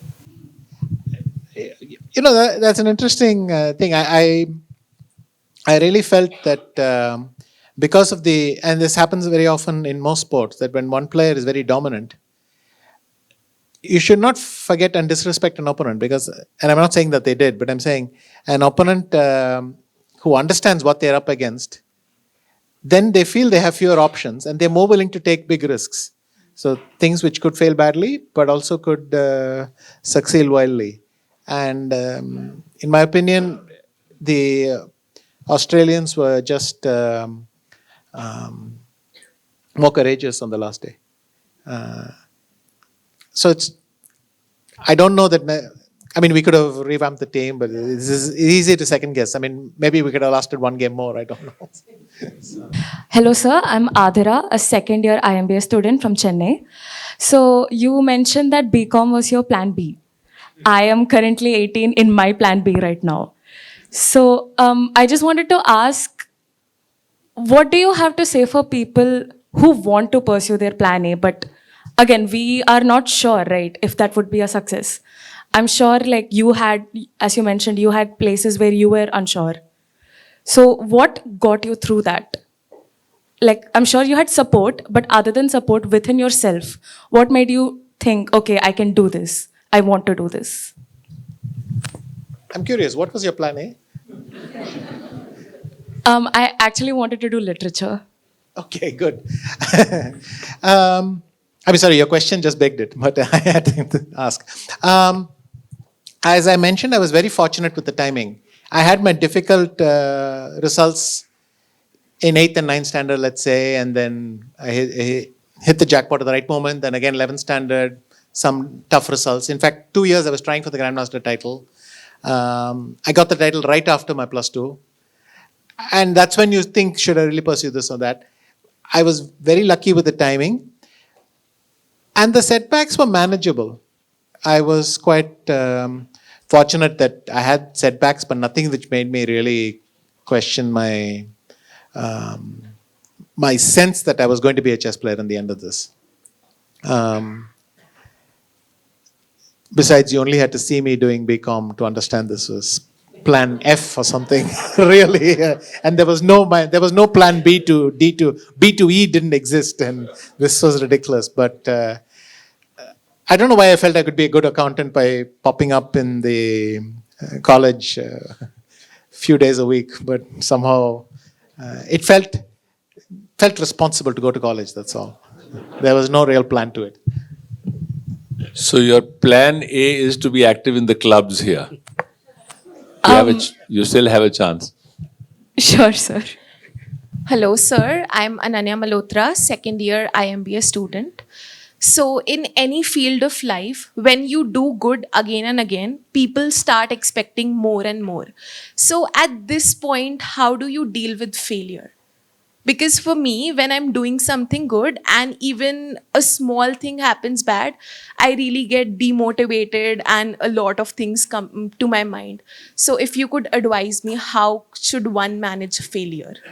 Your question suggested pressure by people's expectations of you, and how I managed this for the most part was getting into a bubble during tournaments. Important matches, I would even get into the bubble earlier. Before my world championships, I would stop reading any chess magazines and even newspapers. I would ignore the sports section and just read the other bits. Or I would only read things where I was sure my name wouldn't come up. Because it's once you read someone saying, I think he has no chance because he does this, or I think he's the favorite because he does this, even if you want to ignore it, it's sitting in your head and you bounce. You know the effect. Someone tells you, don't look at that green, and then afterwards that's the only thing you see, right? So you get that feeling. I made it a point to be oblivious to all this. And it was job of other people to fill this thing. So my trainers were supposed to see if somebody had said something useful or not, and mention it if they thought it could be useful to me, but not the personal stuff or what fans think. My feeling was, if I do a good job afterwards, I can always explain myself to them. So I understood there would be pressure, there would be expectations, but I cut myself off from them. And if you don't think about them, then they kind of blend away. I'm 62-year young veteran, drifted into education, and I've been raising my hand, trying to beat the younger lot behind. You know, in the army, they call them as Colonel Keen Kumars, you know, all those who keep raising their hands. Vijay, my question to you, I have a comment and a question. I've always admired, I think soldiers need to learn this art of thinking 3 steps ahead as what's going to happen, and at least the opponents. And I thought that's an important skill that needs to be developed at a very young age. So when I was commanding a division, I introduced chess as a tournament across. And it would start at a section level, go to platoon, companies, and the finals were held at the div headquarters. And what was surprising was that one of the youngest soldiers beat one of the officers in the finals. Okay. And this was telecast by everyone, and it had a huge impact because the soldier began to know that he can think as good or even better than an officer could think. And that was a great thing. Whenever I went, I finished my inspection by playing chess with the youngest soldiers. I mean, not with the officers. And I have a photograph of playing chess there's a place called Nathula, which you would have heard of, where the Indians gave a bloody nose to the Chinese. And there's a post next to that, a little higher. So the photograph is of 15,000 feet. I'm playing chess with them. My question to you is that, like we have physical training daily and firing occasionally, it's not a daily thing that you fire because the range is not available. But thinking 3 steps ahead is a skill which everyone in the forces needs to have. Is there something that you could devise? I mean, this is something which I'm leaving behind. And army is a huge organization, so are the paramilitary forces and the others.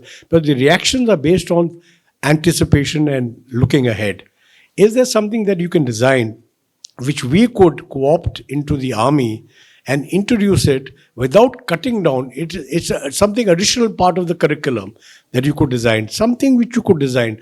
Chess is there, you can learn chess, but something, 10 periods of chess, which we could introduce, where people can pick this up as a hobby. That's my question to you. It's interesting what you said, because the obvious thing that, while I'm not comparing the discomfort, playing chess under uncertainty, that is sitting at the board while not knowing what the best move, not even knowing if what you're seeing makes sense or not, and still trying to make decisions under that pressure is very different from doing it in a very controlled environment in training camps. So you have to bridge that gap. And the first question popped up to me was, well, after all the physical stress of being a soldier, the marches and thing, and then, so it's nice to fire in shooting ranges, but it's another thing to fire under pressure. I hardly need to explain that, but any training then has to happen only under those, maybe you have war games or something for this. I think that level of thing cannot be learned by metaphor, so you cannot learn it from something else. But what could be good is surprisingly, when people are very stressed, having an enjoyable hobby takes your mind off something for a while, and you react better to difficult decisions at that point. So during a chess game, I found that sometimes getting up, going, making myself a tea and taking a deep breath calmed me down. When I came back, my decisions were slightly less chaotic than when you're fully wound up in the tension of a game. And maybe chess could do those roles.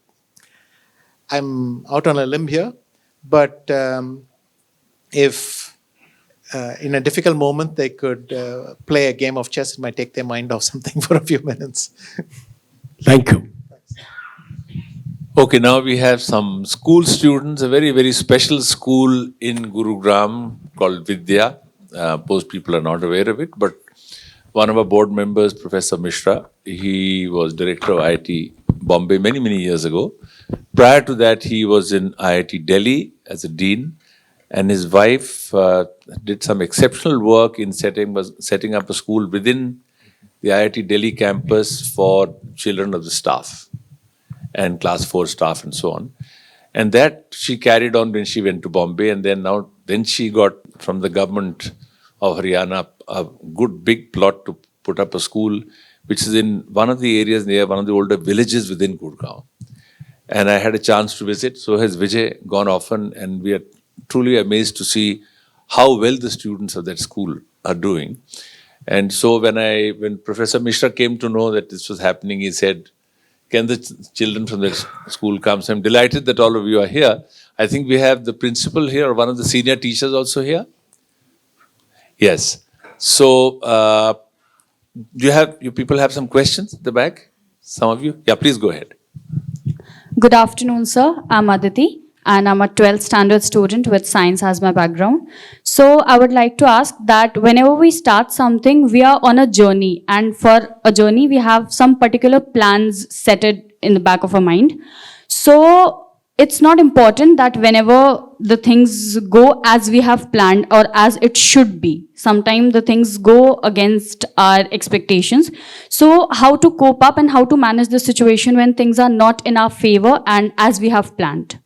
You should see plans as just a way to warm up the brain, get the brain thinking in a certain direction. It's more or less an axiom in chess that you will end up somewhere you didn't expect to be. But at least all the work you've done at least ensures that it's not wildly off where you expect it to be. Which means that you've lessened the chance that you're totally unfamiliar with what's going to happen. And second, you plan for as many scenarios as possible. A broad chess player will always be more flexible than a deep chess player. So you cannot super specialize in chess. You can, but at the same time, you must have an acceptable level in everything, and then you can be excellent in one thing. But if you're just excellent in 3 things and hopeless in 7, you'll lose every third or fourth day. And that's the thing. So to answer your question, you should bake into your assumption that things will not go according to plan. But what I said earlier, if you're a good scientist, then you can deal with it. The same principles apply in the universe. You'll deal with it. Your mind, but most of the time it'll be futile. Your mind is a very strong entity on its own, and it's. I'm simply trying to be very optimistic with the title, but you have to recognize some limitations. Good afternoon, sir. I'm Megha Singh and I'm a third year student here at BTech CSE. So we've heard you talk in detail about how life and chess are closely linked. So my question to you is, have you ever tried to use a chess strategy on life and failed at it?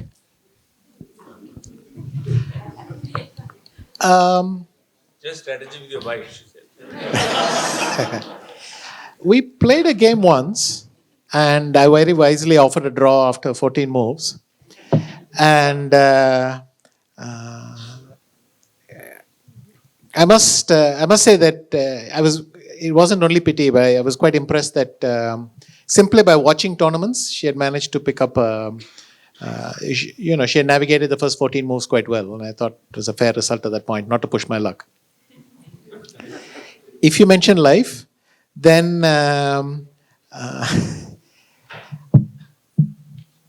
I think the only takeaway from chess that I apply in life is I see that in chess, despite being really very good, I can still, a lot of my impulse decisions can be wrong.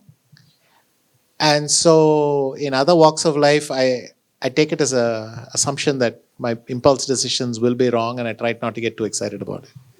I mean, if the field where I train so much it can happen, then of course it happens in areas where I'm not very good at.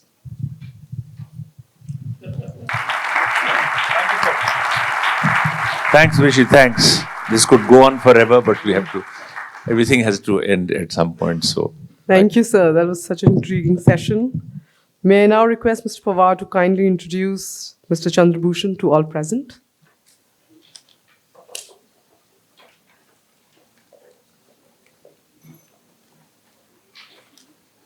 So, can I just request you to stand up and face everybody, and you can give. So all of you clapped without knowing, and that's a very good sign, I must say.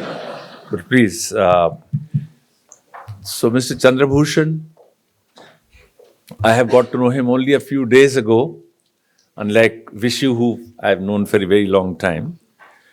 And so I will just speak a bit about what I learned, more of what I learned yesterday than what is there in his detailed resume. And of course, after me, President will read through the more detailed, more accurate write-up.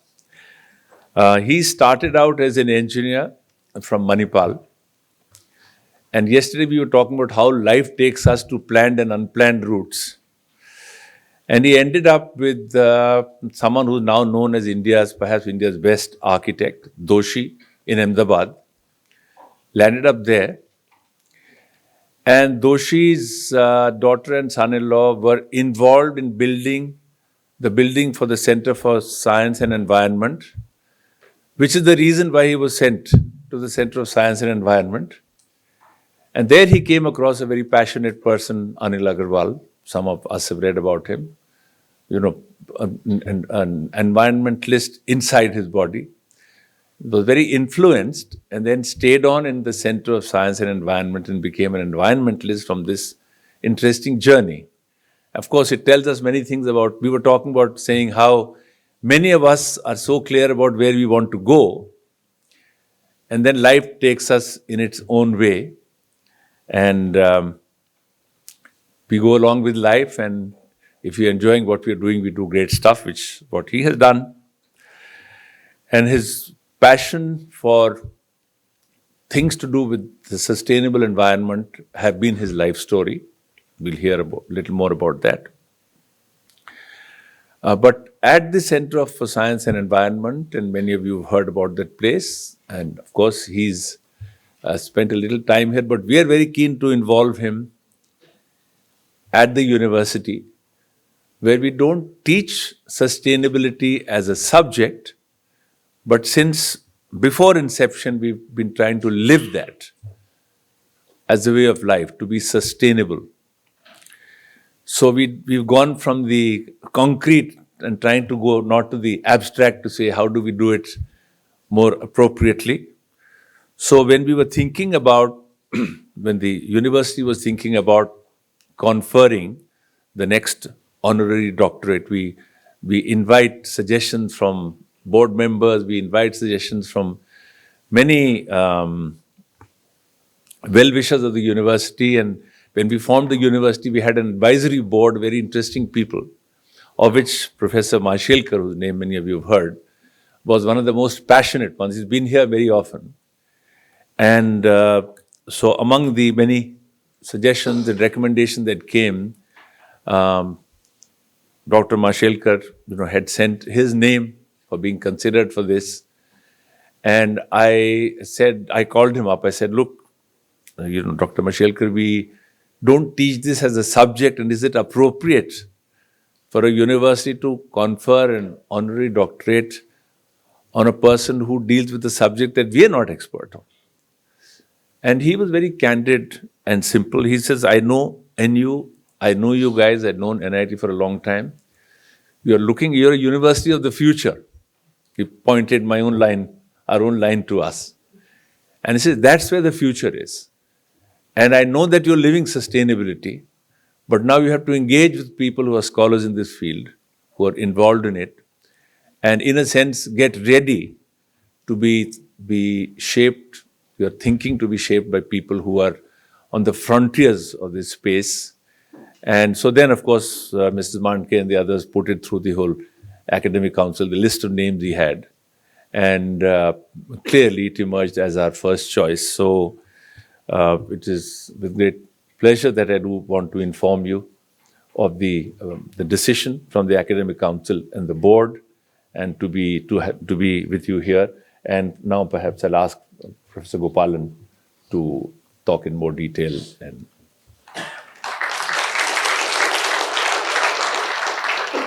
good afternoon. Mr. Chandrabhushan is one of India's foremost environmentalists and a public policy expert, a very distinguished researcher, writer, educator, and an institutional builder. He's a passionate change maker with an incredible understanding of public policy on environment, health, and inclusive development.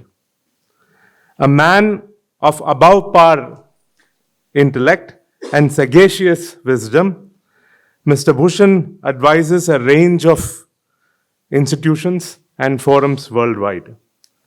Mr. Bhushan is the president and CEO of the International Forum for Environment, Sustainability, and Technology, which is an environmental research and innovation organization. He served as the co-chair of the Measurement Working Group of the Global Reporting Initiative, which came out with its first sustainability reporting framework in the year 2002. He was an expert member of the BASIC, which was Brazil, South Africa, India, and China group of countries on climate change. Mr. Bhushan's scholarly excellence is demonstrated by his research, which resulted in 20 books that he authored or co-authored, and also more than 40 reports and 20 independent scientific studies. Mr. Bhushan has demonstrated a deep commitment to the belief that technological advancement, industrial and social development, and environmental protection can and must progress together for a sustainable development of the country and the world.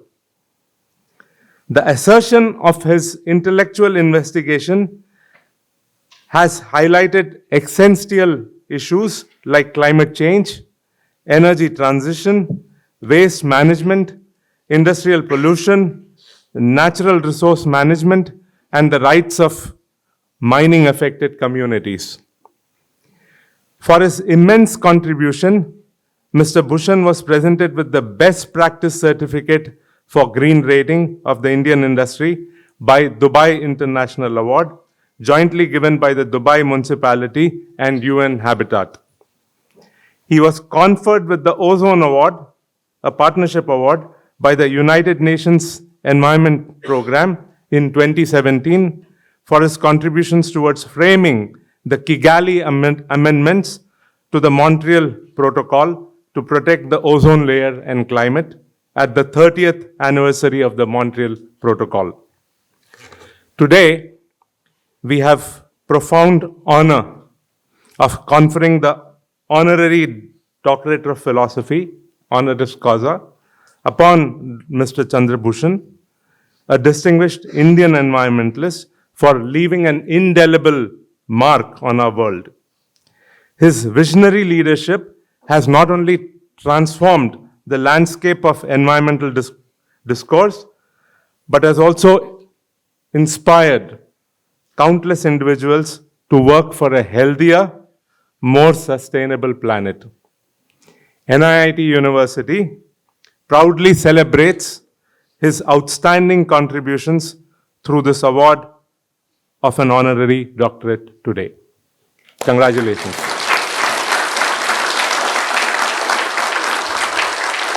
May I request Mr. Chandrabhushan to kindly come up on the stage to receive the honor. May I request the President, NIIT University, Professor Prakash Gopalan, to confer the degree.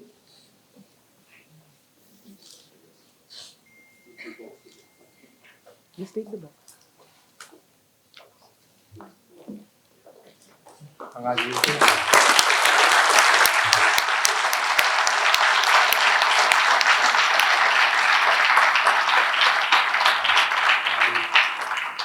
May I please request Mr. Pawar and Mr. Thadani to present the citation to Mr. Chandrabhushan.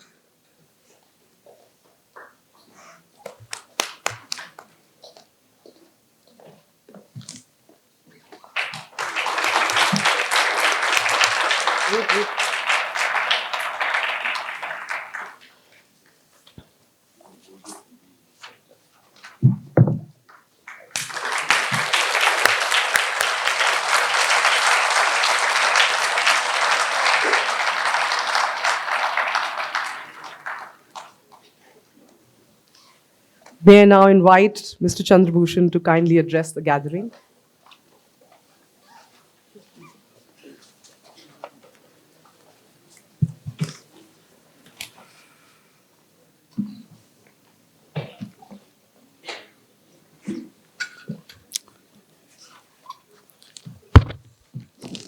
Shri Viswanathan Anand, Shri Pawar, Shri Thadani, Professor Gopalan, Major General E.K. Singh, members of the university, assembled guests, students, ladies and gentlemen. One of the words which caught my attention was what Mr. Pawar said about the university, and the word was trust.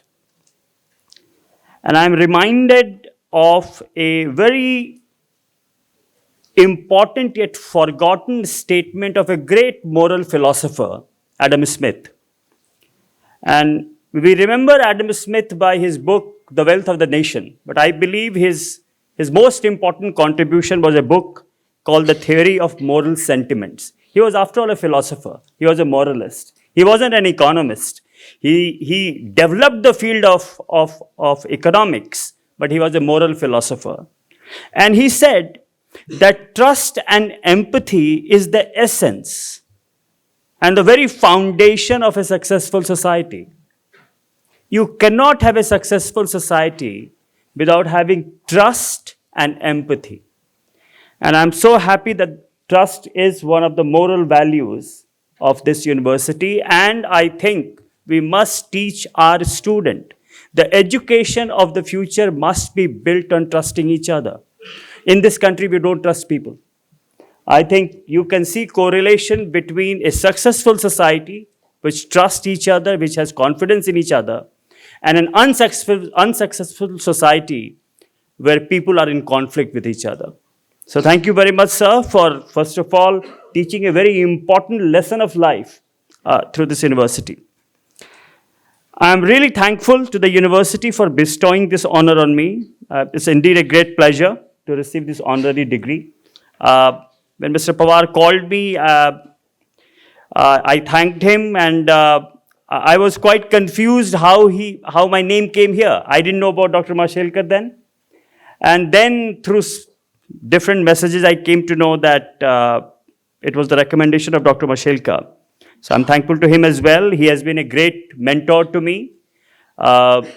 He's the chairperson of iForest, the institution that I head today, and we have worked very together in many government committees and institutions. I'll take few minutes because a gathering of students and professors to share my perspective on the world of 21st century. The world that we are going to live. We have lived for about 20 years of 21st century, but 80 years remains. Many of you, you still have to live majority of your life in this century. So you must understand what this century is going to be. Rishi has talked about technology, and I will touch upon the issue of technology, the high-tech revolution that we all will see. I believe it is going to be a make or break century for humanity. Never in the history of human beings we had so much on stake as we have in this century.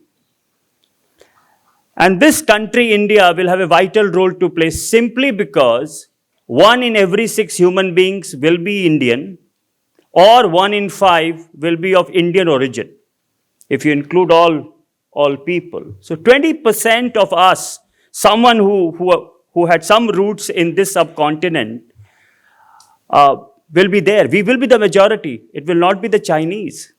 We will be the majority in this world. So we have a stake in making sure that this century is for us and for people like us who will be the majority. It is not going to be the developed world which is going to be the majority. 20% of the world population will be, Caucasian. 80% will be African and Asian. So the world is going to be 80% African and Asian who are poor and deprived right now. They have to live through this century. And therefore, how India grows and prospers will hugely influence how the world prospers. So you must understand the stake that this country and we all have in building the 21st century. I also believe that this century will be a century of unlearning and relearning. We will have to unlearn a lot of bad things that we have learned.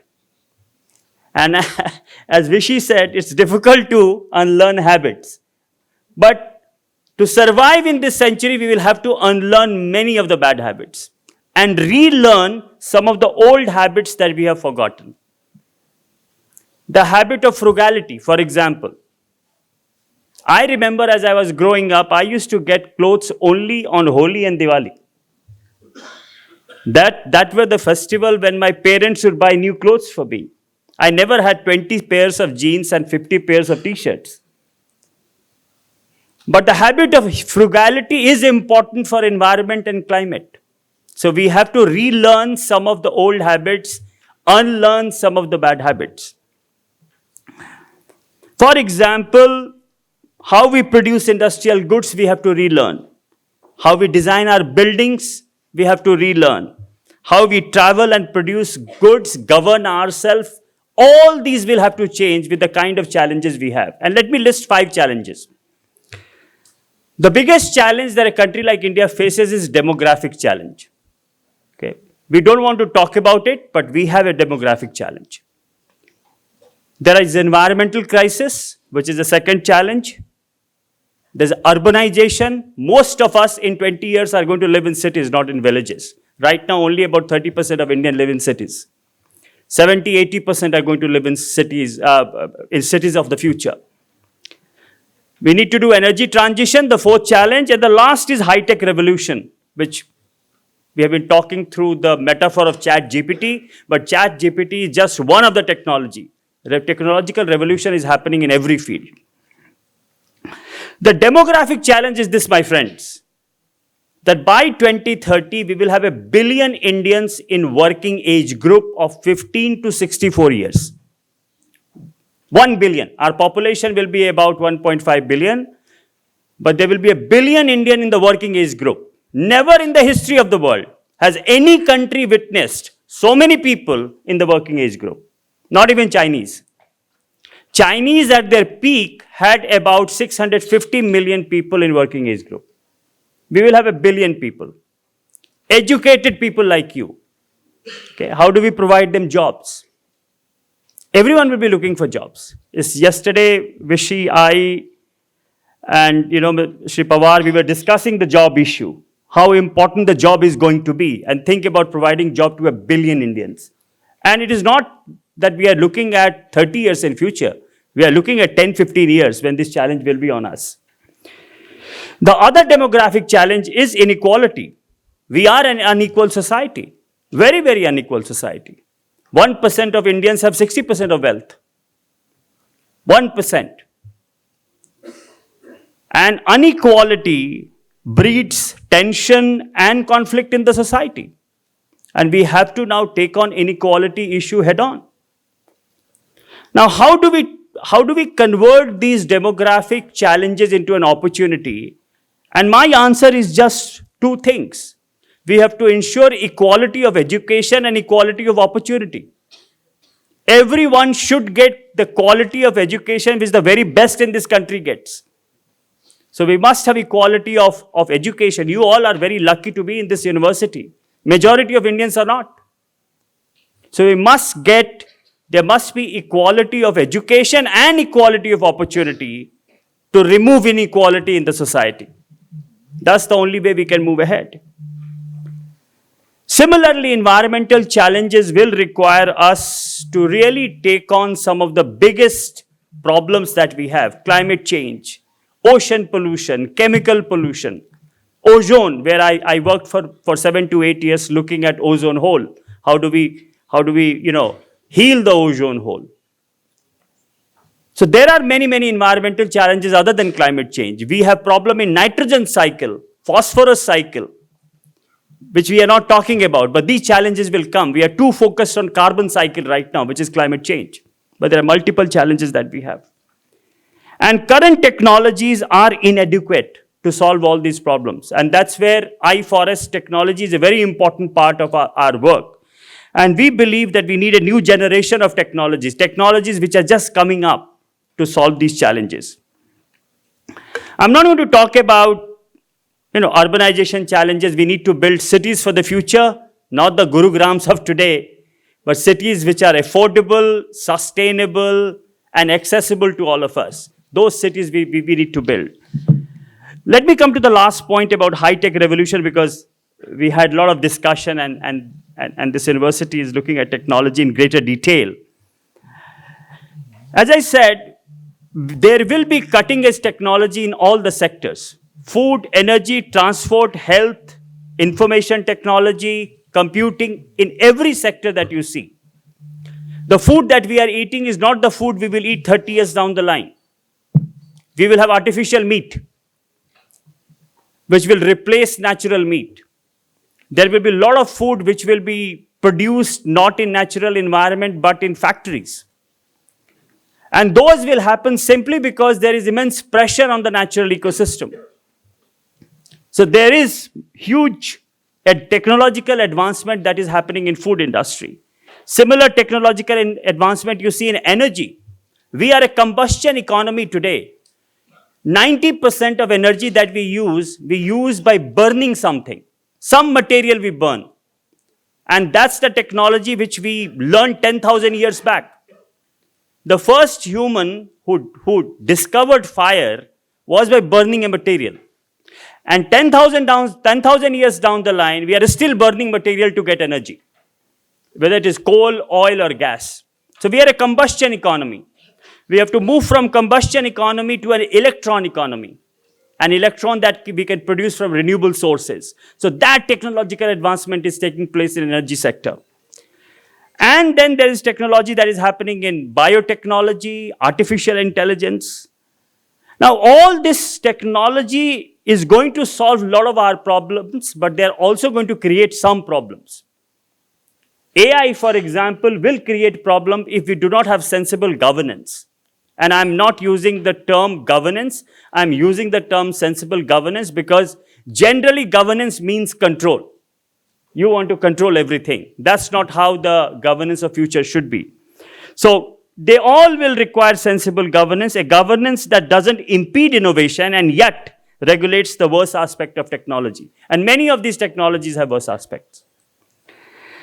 So Let me end by saying that you all are looking at future where there are exciting opportunities that awaits you all. You all will be part of solving the challenges that I have talked about. You have to grab those opportunities. You have to improve them and succeed.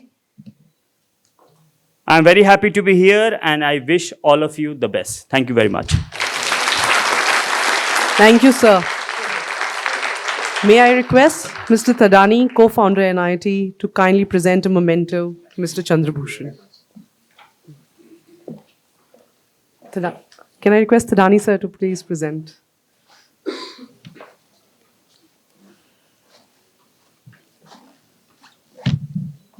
The memento to Mr. Chandrabhushan. Oh.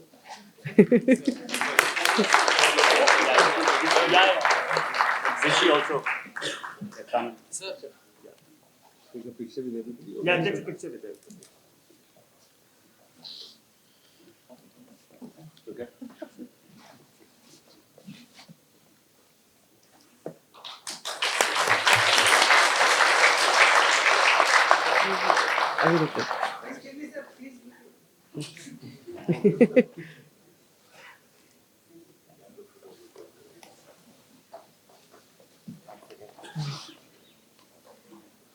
Thank you, sir. May I now request Mr. Rajendra Pawar to present a memento to our honorable guest, Mr. Viswanathan Anand. Sir, we are usually thankful to you for your time and those enlightening words. Thank you so much.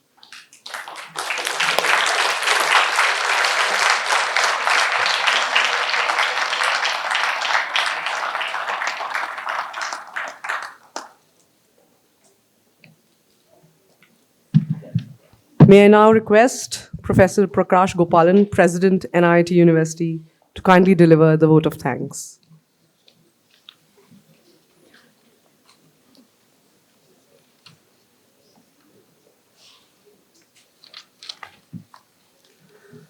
I just confirmed that this is not just a vote of thanks, but also a short description of what happened in the year that has gone by at the university. Chief guest Viswanathan Anand, Sri Chandra Bhushan, Sri R.S. Pawar, Vijay Thadani, members of the Board of Management, invited guests, nurturers past and present, and my dear Newtons.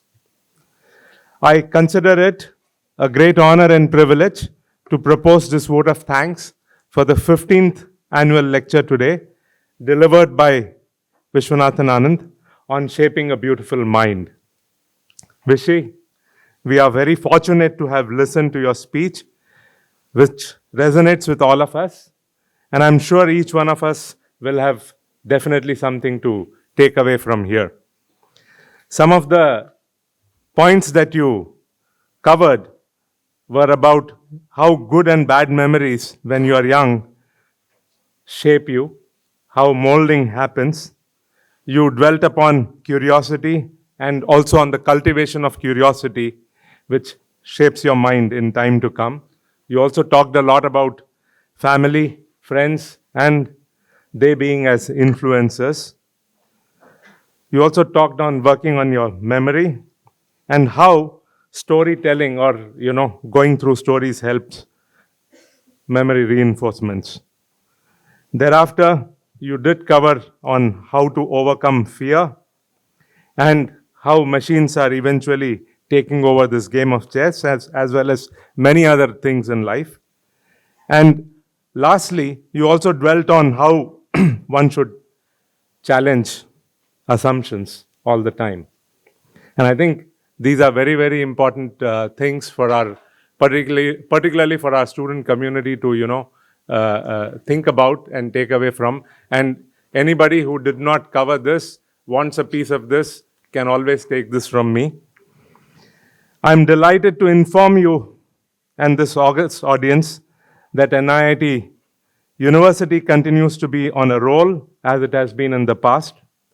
We are very cognizant that an academic ecosystem is an intergenerational pursuit, And our 4 core principles constitute the necessary ingredients for academic excellence in the knowledge economy.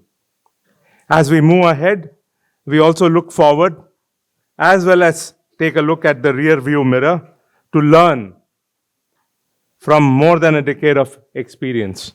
In fact, touching 15 this year.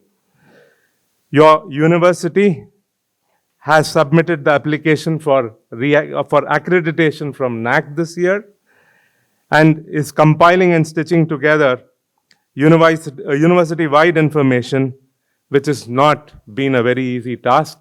It continues to happen as we speak. I express my appreciation for the tireless efforts by the nurturers in this direction. We were privileged to host senior academicians, industry professionals, high-ranking officials, members of the civil society, and other walks of the life on this campus in the year gone by. And I must place on record my gratitude for the key insights which all of these people have helped us develop in ways more than one. We are also indebted to our invited speakers who have spared some time out of their busy schedule to visit the campus and to interact with our faculty and students. Needless to say, and they have added a lot to us and have enriched us in many ways. You will be happy to know that our esteemed members of the faculty have continued to be flag bearers of intellectual prowess in various fora by their research work, presenting papers, delivering talks at conferences, as also collecting prestigious awards in the past year. I am hopeful that given the commitment and the zeal of our faculty, the future certainly looks promising for us. Now, this is an announcement I'm supposed to make. I'm delighted to share that Professor Shweta Malve, a faculty in the area of computer science and engineering, has been nominated as the best faculty for the academic year 22-23.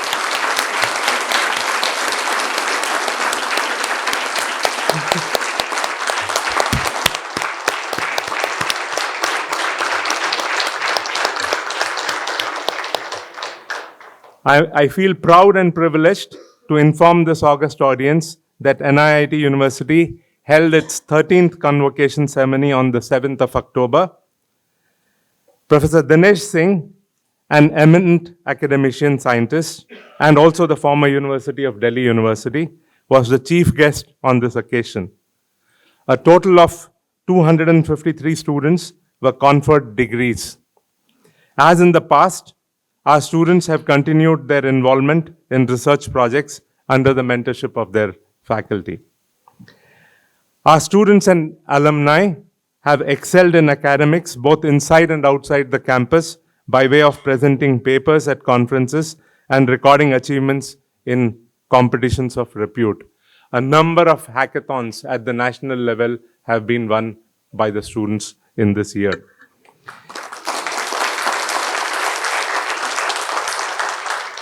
We continue to ride our firm belief in industry-linked core principle by forging tie-ups and bringing it to fruition. Our tie-ups with Axis Bank, ICICI Bank, Infosys, amongst others, are prime examples. As you know, no event like this can happen overnight, and it needs to start rolling weeks ahead of time. It requires planning and a bird's eye view for details. We have been fortunate enough to be backed by a very committed team of faculty, motivated faculty, staff, students who have put in sincere efforts in making this annual event a big success. So though I don't or I cannot name each and every individual here, collectively, I think each one of you who has participated in making this event a success deserves a big, big thank you from us. I cannot thank everyone enough for their willingness to take on the completion of the task beyond their comfort zone. I would like to once again, on behalf of the entire fraternity here, express our gratitude to Viswanathan Anand, who dwelt on a topic so dear to us. Please accept our salutations. And I request all of you to give a standing ovation to him.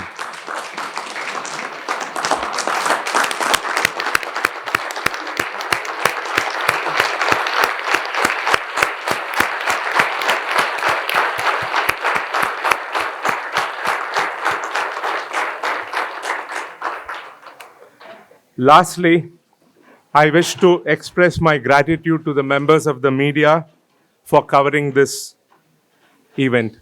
Thank you once again. Jai Hind.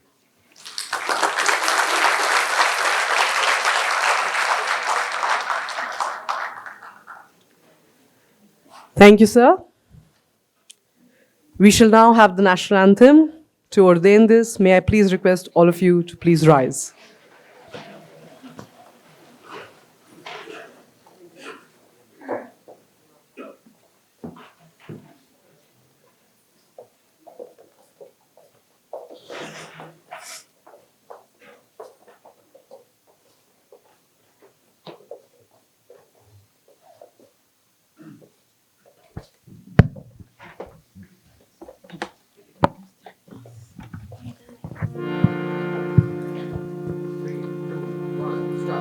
जनगण अधिनायक जय हे भारत भाग्य विधाता पंजाब सिंध गुजरात मराठा द्राविड़ उत्कल बंगा विंध्य हिमाचल यमुना गंगा उच्चल जलधि तरंगा तब शुभ नामे जागे तब शुभ आशीष मांगे गाए तब जय गाथा जनगण मंगलदायक जय हे भारत भाग्य विधाता जय हे जय हे जय हे जय जय जय जय हे।